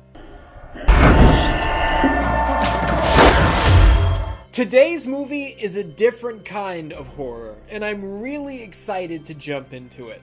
This is another one where I feel like this doesn't get talked about enough, so here we are. I'll do it myself. We've looked at Chucky and Sweeney Todd and even the killer clowns from outer space on this season of Scream Sequence, but today's picture, from director Nia DaCosta to co-writer and producer Jordan Peele to the stars of the show to the composer and everywhere in between, this is a different kind of horror. This is a story of black trauma presented by black artists. Despite it being a supernatural tale of brutal revenge murders carried out by a tainted spirit, the very real subject of racial injustice is the underline. It's the inciting factor. The Candyman killer was born in the 1890s when a black painter fell in love with the daughter of a white client. Obviously, back then, this was not taken very well. The painter was beaten and tortured, slathered in honey, and left for the bees. After the assailants were done having their fun, they lit the painter on fire to finish the job. This painter was Daniel Robitaille, and these actions birthed the Candyman. Over the years, many Candyman were born in the same fashion, when innocent black men were murdered for crimes they didn't commit. In 1977, it was Sherman Fields, a man who was known locally for handing out candy to the neighborhood children. Razor blades started popping up in other kids' candy, specifically a white kid's candy, and it just had to be Sherman who planted it there, right? The second police laid eyes on him, they beat him to death. Shortly thereafter, more razor blades were discovered in the candy of other children, proving without a shadow of a doubt that someone else had been responsible all along. The tragic end to Sherman Fields' life thrust his darkened spirit into the hive, adding to the legend of the Candyman. This is only the beginning of the story, and we are barely past the first scene. Now, does this film get a little confusing by the time it's over? Yes, it does. I think there's an argument to be made that maybe the story is a little bit over full, but we don't have to go full play-by-play. Let's get through the basics of the story, and then we'll jump into some behind-the-scenes info. What do you think?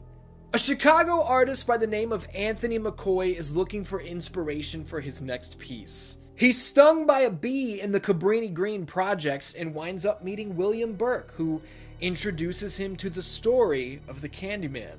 Anthony's piece isn't received well by up-their-own-ass art critics, but that's not the headline here. The real news is that Anthony made the mistake of speaking the Candyman's name into the mirror, unknowingly summoning his evil spirit, who visits the art show after hours. Is this real?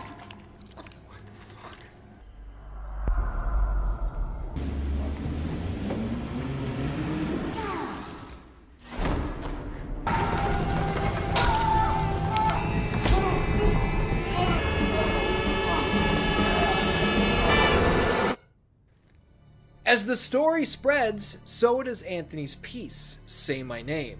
His psyche falls into a downward spiral and his body follows suit, as the wound from the bee sting festers. Anthony's girlfriend Brianna can see the change in his behavior, as well as the darkness injected into his work. Anthony doesn't know it, but these paintings are all portraits of men trapped within the hive. A meeting with the art critic who disparaged his work is cut short when Anthony fails to see himself in the mirror. In his place is the gnarled corpse of Sherman Fields. Seconds after his departure, the critic meets her demise. With Anthony's entire body breaking down from the bee sting, things aren't looking good at all. When he goes missing, Brianna puts the pieces together that this all started after Anthony learned of the Candyman from William Burke. Burke was expecting Brianna. He kidnaps her and reveals that he was the boy from 1977 whose startled scream alerted the police to Sherman Fields' location. Burke intends to unleash the entirety of the hive as a twisted form of revenge against the forces of oppression, with Anthony taking the fall for everything that's happened. Yeah, Burke has totally lost it. Brianna takes him out, but when the police arrive, they kill Anthony the second they open the door. Having jumped the gun and in dire need of covering their tracks, the lead detective insinuates that if Brianna doesn't go along with the story that Anthony left police no choice but to fire on him, they'll get her thrown in jail as his accomplice. Brianna speaks the Candyman's name into the rearview mirror, and Anthony, now unfortunately a member of the Hive, washes away the filth. In the closing moments, Daniel Robitaille, the original Candyman, shows his face. Tell everyone. I love this movie. Seeing Tony Todd at the end, even if they did de-age him with CGI a little bit and he does look kind of weird, I was looking forward to seeing him the entire time, and Nia DaCosta did not disappoint. I left out major pieces of the story so that A, I could get through it quicker and in a cleaner fashion, and B, because I do feel that the plot is a bit overwritten. Did we really need to find out that Anthony is the baby from the original movie? I don't think so, because it doesn't really make a difference. Is it a little strange that William Burke not only seems to know what's going on, even for situations that he's not present for, but he's also kind of maybe in control of some of what is happening? Yes, it is weird, it's confusing, that part doesn't really make any sense. The bee sting on Anthony was fate.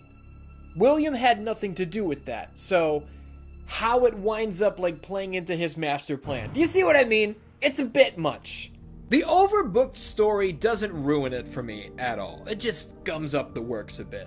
Speaking of the works, let's take a look at some of the work that went into this picture from a production standpoint. Candyman was indeed shot in Chicago, and sticking with the theme of this being a story of black trauma with a black cast, a black director, and all that, I thought it was really interesting that all of the art we see at the show is real art from real black Chicago artists. The amazing score, which I wonder how much I can get away with showing you here.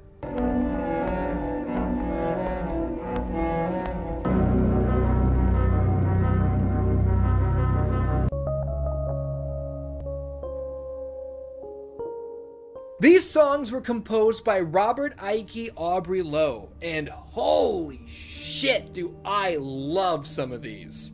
Just brilliant work. The flashbacks that remind the audience of the plot of the 1992 original film aren't clips from the movie. Jordan Peele and Nia DaCosta opted to go with puppetry instead. These flashbacks were all created fully analog, that's by hand. God damn, these are nice. I think my favorite aspect of the horror is the restraint in execution. We're not looking at incessant jump scares or loud noises out of nowhere. You're gonna find yourself constantly searching for Sherman in every reflective surface, and if you keep your eyes truly peeled, you can spot him. The movie never draws attention to it. There's no musical stinger or zoom. Nothing. If you miss it, you missed it. And I love that. Candyman's release was delayed multiple times due to COVID, and when it did eventually hit the big screen on August 17th, 2021, it drew $77 million at the box office on a budget of $25 million. It's a shame this movie was caught in the COVID crossfire. I do genuinely believe that the pandemic, mixed with the film releasing on streaming platforms barely 3 weeks after its theatrical launch, really hurt the box office returns. But critics highly praised Candyman, appreciating the scares of the supernatural colliding with the real-world horrors of racial injustice in America. The theme of weaponizing the Candyman's name drew comparisons to the social media movements surrounding Breonna Taylor, Eric Garner, George Floyd, and more. I recommend this one, big time, and I think it's genuinely underappreciated. Check it out this Halloween season. Just be careful what you go saying in the mirror, alright? I am the writing on the walls. You are far from innocent, but they'll say you were. That's all that matters. Oh, there it is, Dan-Dans. That's my Scream sequence review of Candyman. Now, full disclosure, this script was a little difficult for me to write, It's never lost on me how awkward or out of place it can be for a white guy to be talking about black trauma, and I really didn't want to come off ignorant, so hopefully I didn't. I realize that I'm just talking about somebody else's art pertaining to these subjects, but still. Candyman is a wacky horror movie, but the themes that they're drawing from here are very, very real, so I wanted to show them the proper respect. And it definitely makes my job easier that Candyman is genuinely a good movie, so I appreciate that part of it. Next time out, I'm looking at what is, in my opinion, one of the best horror movies made in my lifetime. Don't miss my Scream Sequence review of The Ring. In October of 2002, I was 11 years old, going on 12. At that age, you've seen all the big horror stars. You've been there and done it. You think, I'm not a kid anymore. I'm not afraid. It's just a movie. But then you come across something like The Ring, a film that isn't about a maniac with a knife. Hell, it isn't like anything you've ever seen before in your life. You can't quite put your finger on what it is. But you know while watching it, you are not too old to be scared. Today's movie, as you already know, is The Ring. And yes, when I was 11 years old, I was definitely a tough guy in my own mind. I was definitely too old to be scared by a movie. And then I was deeply troubled by this movie. We're talking flip the lights off and sprint down the hallway troubled. Now, I don't know how The Ring would strike somebody younger than me watching it for the first time today, but we'll get into all of that later. Before we jump into the story, I want to set the scene a little bit. Releasing in October of 2002, let's take a look at what else was going on in big screen horror at the time. Just a few months prior, Halloween Resurrection certainly existed. 28 Days Later featured some of the scariest zombies of all time. The first ever live-action Resident Evil film featured some of the laziest zombie designs of all time. This movie isn't bad, I'm just busting balls. I covered it on season 1 of Scream Sequence, check it out. The point is this, The Ring was different, it was brand new. Well, it was brand new here to us in the United States. This film is actually a remake of a Japanese movie called Ringu, which released in 1998. If this sounds similar to a previous episode, the Pulse episode, it is. The Ring kickstarted that whole movement. The movement of remaking a bunch of Japanese horror for American audiences. Look, Pulse, The Grudge, they all came in the wake of The Ring. With a script from Aaron Kruger, who wrote a bunch of movies you've definitely seen, and you've got Gore Verbinski in the director's chair, a guy who directed a bunch of movies you've definitely seen, you can't go wrong. And now I've gone on setting the scene for too long. The scene is beyond set. Let's move on. The story of The Ring is equal parts extremely hard to explain and fairly easy to boil down into a couple sentences. I'm going to do my best to meet you somewhere in the middle. Let's give this a shot. It's a sleepover. What do you do at a sleepover? You mess with your friends. When Becca brings up a rumor about a tape that kills you 7 days after you watch it, Katie insinuates that she's seen it, and she can't breathe. Of course, it's a bit, like I said. This is what you do to your friends. The only issue is, Katie did watch the tape. She watched it with her boyfriend 7 days ago. And the stories are true.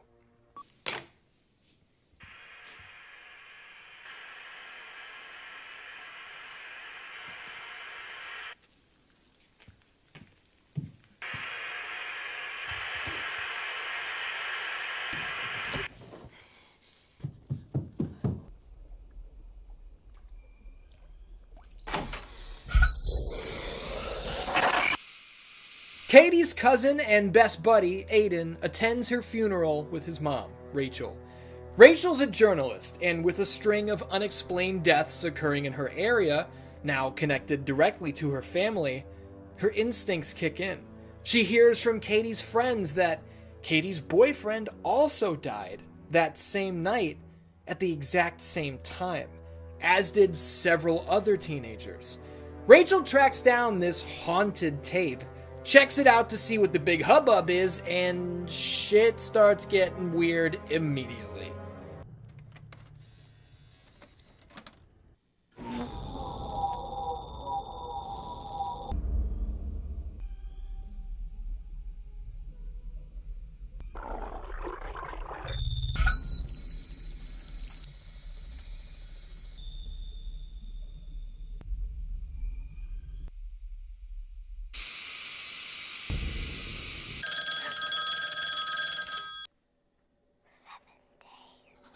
To aid in her investigation, Rachel reaches out to Noah, her ex-husband. While they're out and about in search of answers, Aiden watches the tape. Now they're all on the clock. The woman on the tape is Anna Morgan, a horse breeder. Well, she was a horse breeder. Anna committed suicide. But what would drive her to such an act? Long story short, and this is all thanks to Rachel's investigative abilities, Anna always wanted a child. She and her husband Richard were never able to have their own kids, so they went for adoption. They left one day, and when they came home, they had Samara. But Samara wasn't right. Horses began killing themselves. Anna's day-to-day life turned into torture. In desperate need of answers, the Morgans put Samara into very serious therapy. Through these sessions, the footage of which is uncovered by Noah, we find out that Samara is supernaturally gifted. She's able to burn images into the minds of those around her. Asleep, awake, doesn't matter.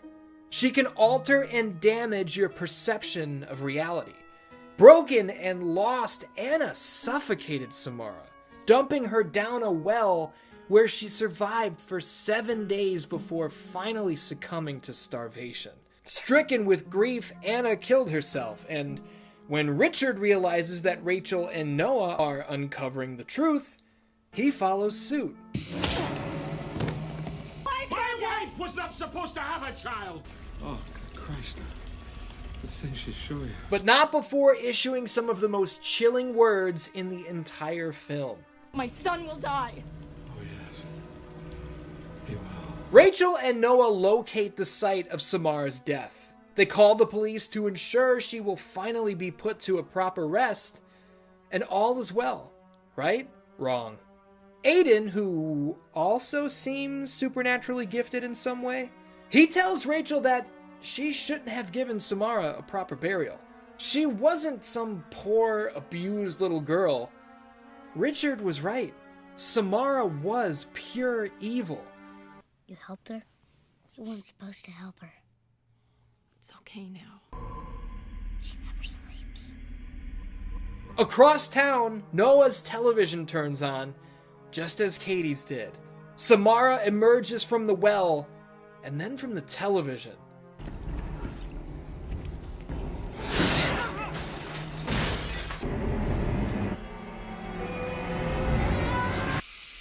Noah is killed, and that's when Rachel puts the pieces together in regards to what saved her life.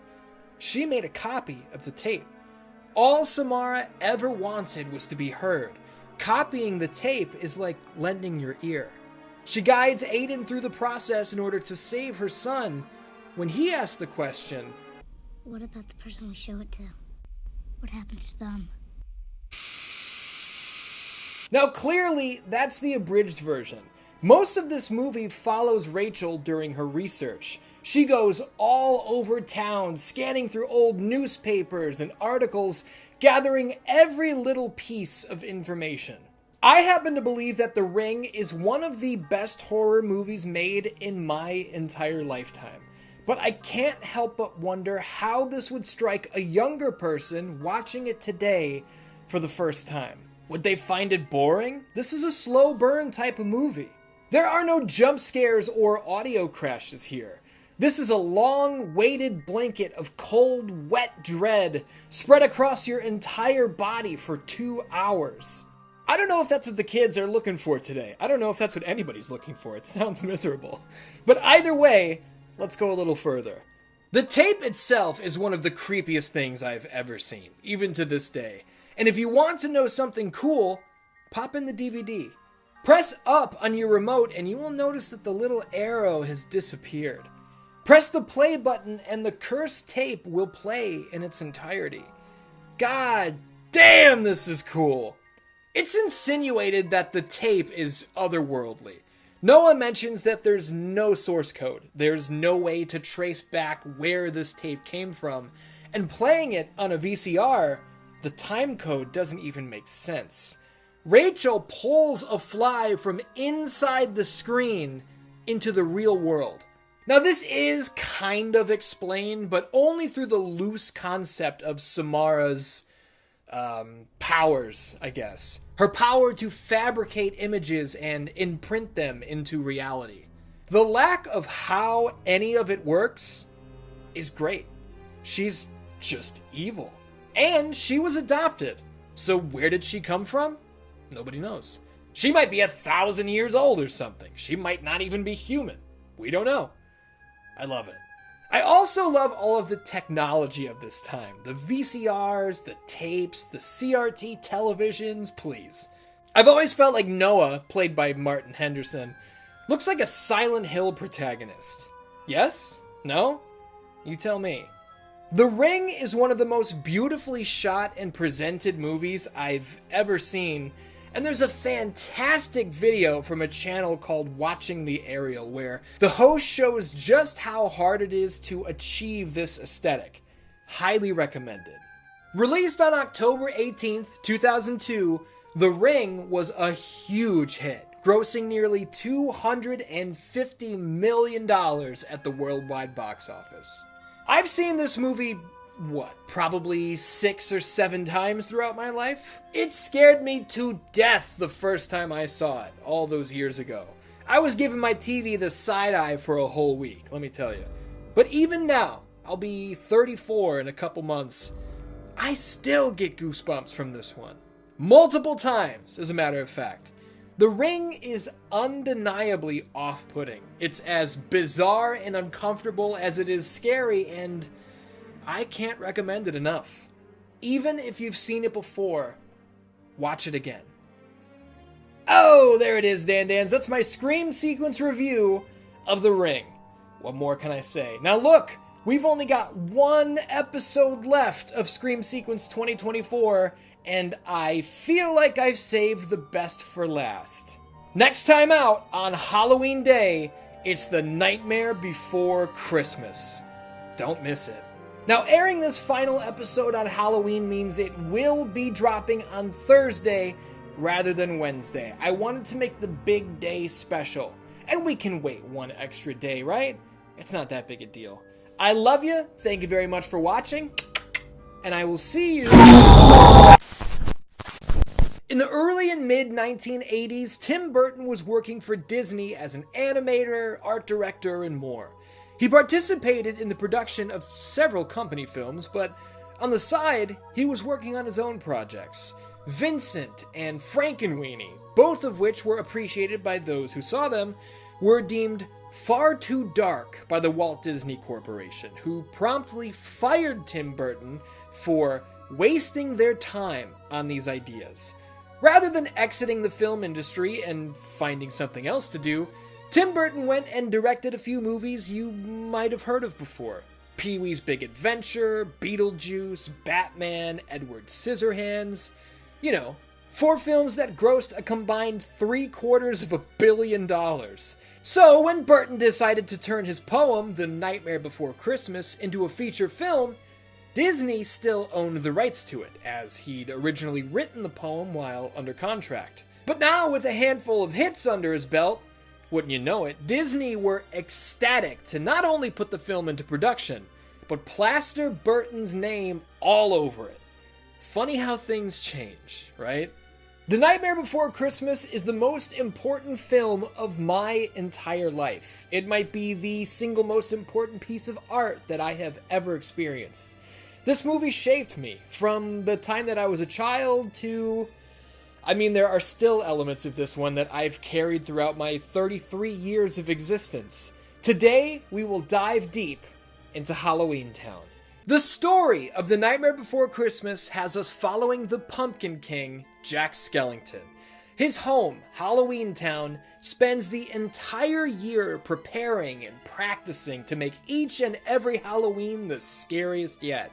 But after decades of darkness and despair, Jack Skellington's had enough. He's seen it all, he's done it all.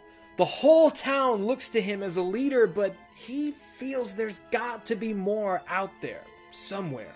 He wanders off through the night and stumbles upon a series of mysterious doorways, one of which leads him to somewhere new, Christmas Town.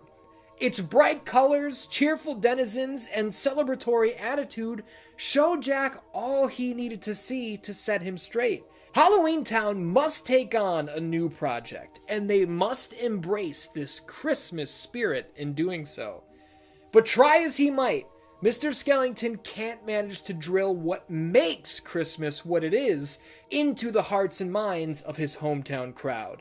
Figuring, hey, they're willing to try, I will compromise. What Jack and the gang wind up running with isn't a traditional Christmas at all. It's a twisted, broken, dead, and decayed iteration of the holiday. And with Santa out of the picture, there's no way to stop it. Oh, I should mention, Jack sent Lock, Shock, and Barrel to go pick up Santa Claus so that Jack could tell good old Saint Nick that he'll handle things this year. But these little troublemakers purposely go against Jack's orders, kidnapping Santa and delivering him directly to Oogie Boogie, the one true villain of Halloween Town. So Jack has zero guidance. He's dangerously overconfident, and despite warnings from his close friend, Sally, that this will all end horribly, Jack presses on. On Christmas night, he delivers the new and improved, though truthfully awful, toys to the children, who are immediately terrorized. Parents alert the police, and Jack is blown out of the sky, labeled an imposter, dashing his dreams of revitalization. Fortunately, this isn't the end of the story. This is just the wake-up call Jack needed. He rescues Sally and Santa Claus from the evil Oogie Boogie, Santa saves Christmas, and Halloween Town is graced with a Christmas of their very own. The Pumpkin King finally realizes that he's lucky to have someone like Sally by his side. He's lucky to have friends and neighbors like the citizens of Halloween Town, and they all live happily ever after. Now, I realize that most of you have seen this movie a million times if you've seen it once, so one could argue that there was really no point in me recounting the plot, but this is an iconic film and we have to do it justice. Look, the story is beautiful, and I think most of us can relate to what Jack is going through. We're in a position where people appreciate what we do, but in the moment, we don't really recognize how good we have it. Sometimes we make mistakes looking for something new and exciting when everything we've ever needed is right there in front of us, and has been this entire time. There's also a lesson in there about listening to the woman in your life, who not only wants the best for you, but she's probably seeing things a little more clearly than you are, and if you would just take her advice, you could probably save yourself a ton of time and heartache. How about it? I've been there. The stop-motion animation of The Nightmare Before Christmas took 3 years to complete. Director Henry Selick states in the making of, on the Blu-ray, that at any given time, there were up to 20 stages completely filled with animation sets, with a team of 15 animators working at the same time. The sets were often constructed with breaks hidden in the seams, so the animators could get as close to the action as possible. There were multiple puppets of each character, meaning that several scenes involving Jack or Sally could be in production at once. The animation itself was shot at 24 frames per second, which obviously means that every single second of screen time required 24 individual photographs. Facial expressions were captured through a collection of heads being popped on and off for every individual syllable a character would speak. Jack Skellington alone possessed over 400 different heads. Yeah, now it's starting to make sense how this took 3 years to shoot, right? 1 minute of screen time often required an entire week to photograph. Jeez-a-loo. I love watching the cloth deform in unnatural ways. It's moving erratically like this because it's being repositioned by someone's fingers over and over again. It's like watching King Kong's fur move around, you know? This is magic. This is what magic looks like. When I was little, and to be clear, I discovered this movie in 1993 or 1994. I was there. I had the tape. I damn near ruined the tape from watching it so many times. I always loved watching this spiral hill unwind, allowing Jack a safe way down. I literally cannot explain what this did for me. This image instilled and awakened a crave for creativity in my being. I don't know, Dan-Dans. And speaking of that tape, back then, I couldn't tell that Zero's nose was a jack-o'-lantern. I thought it was simply glowing red like Rudolph. Blu-ray changed that. But for real, the Mummy Kid sounding the alarm where the alarm is a cat and you ring it by twisting its tail, the coffin-shaped guitar with a dead body inside, who the hell would ever live in a tower like this? Sally's sewing machine thread being represented as silk from a spider, the bathtub with legs walking around. I can't do it justice. It's brilliance. Sheer brilliance. I didn't know until I was older that Chris Sarandon performed Jack Skellington's spoken dialogue, with Danny Elfman handling his singing. I couldn't even tell the difference. Catherine O'Hara as Sally is iconic, and she's on the speaking and singing duty, the queen that she is. One of my funnier discoveries was learning that the same guy who plays Dr. Finkelstein played Uncle Lewis in another childhood classic, Christmas Vacation. Wormswort and frog's breath. You couldn't hear a dump truck driving through a nitroglycerin plant. That is so funny to me. It's also important to note, and again, I understand many of you know this already. Yes, Tim Burton wrote the original poem. He designed all of the characters. He crafted the story, the design, the aesthetic, the look and feel of the world. But he didn't direct this film. That would be Mr. Henry Selick, who described the job as being told to make a Tim Burton film. According to Selick, Disney didn't add Tim Burton's name to the title until 3 weeks before the film released, as an attempt to cash in on his recent successes. Tim Burton was directing Batman Returns while Nightmare was in production. It wasn't possible to do both at the same time. Henry Selick is the man. He also directed James and the Giant Peach, he directed Coraline, and more. Hey, do you remember Jack Skellington popping up in James and the Giant Peach? It's not Jack Skellington. This character's name is Captain Jack, but that is indeed the same puppet. How you doing? For me, there's literally no better example of timeless film than The Nightmare Before Christmas. And if I could, I would place this movie in the never touch category forever. Don't ever do a sequel, don't ever do a prequel, don't ever do a remake. Leave it alone. Never touch it. It's perfect. Stop it. Director Henry Selick for decades said that he was open to doing a sequel, or he was open to doing a prequel. But whenever Tim Burton was asked, he would immediately shut it down. He would say that not only does he not want to participate, but he doesn't ever want to revisit this universe again. Thank you. Thank you. In 2003, Disney wanted to do a sequel, and they wanted to do it with CG animation rather than stop motion. Tim Burton spoke up and said, hey, no, stop. In 2019, the talk kicked up again. Tim Burton once again was like, no, I'm not going to do it. And from what I can gather, those 2019 talks resulted in a novel for young adults, which apparently released in 2022. That's fine. You can do that all day. If you want to do video games, if you want to do stage plays, do whatever you want with that stuff. Never make another movie. Leave it alone, your books, your games, all that stuff, Jack Skellington and Fortnite, that's all non-canon. I don't have to worry about that, but yeah, leave it alone. Never touch category. Forever. Upon its initial October 29th, 1993 release, the film made money, bringing in over $50 million at the box office. But the meteoric rise took time. Jack Skellington wasn't always an icon. He wasn't always on backpacks and drinking glasses.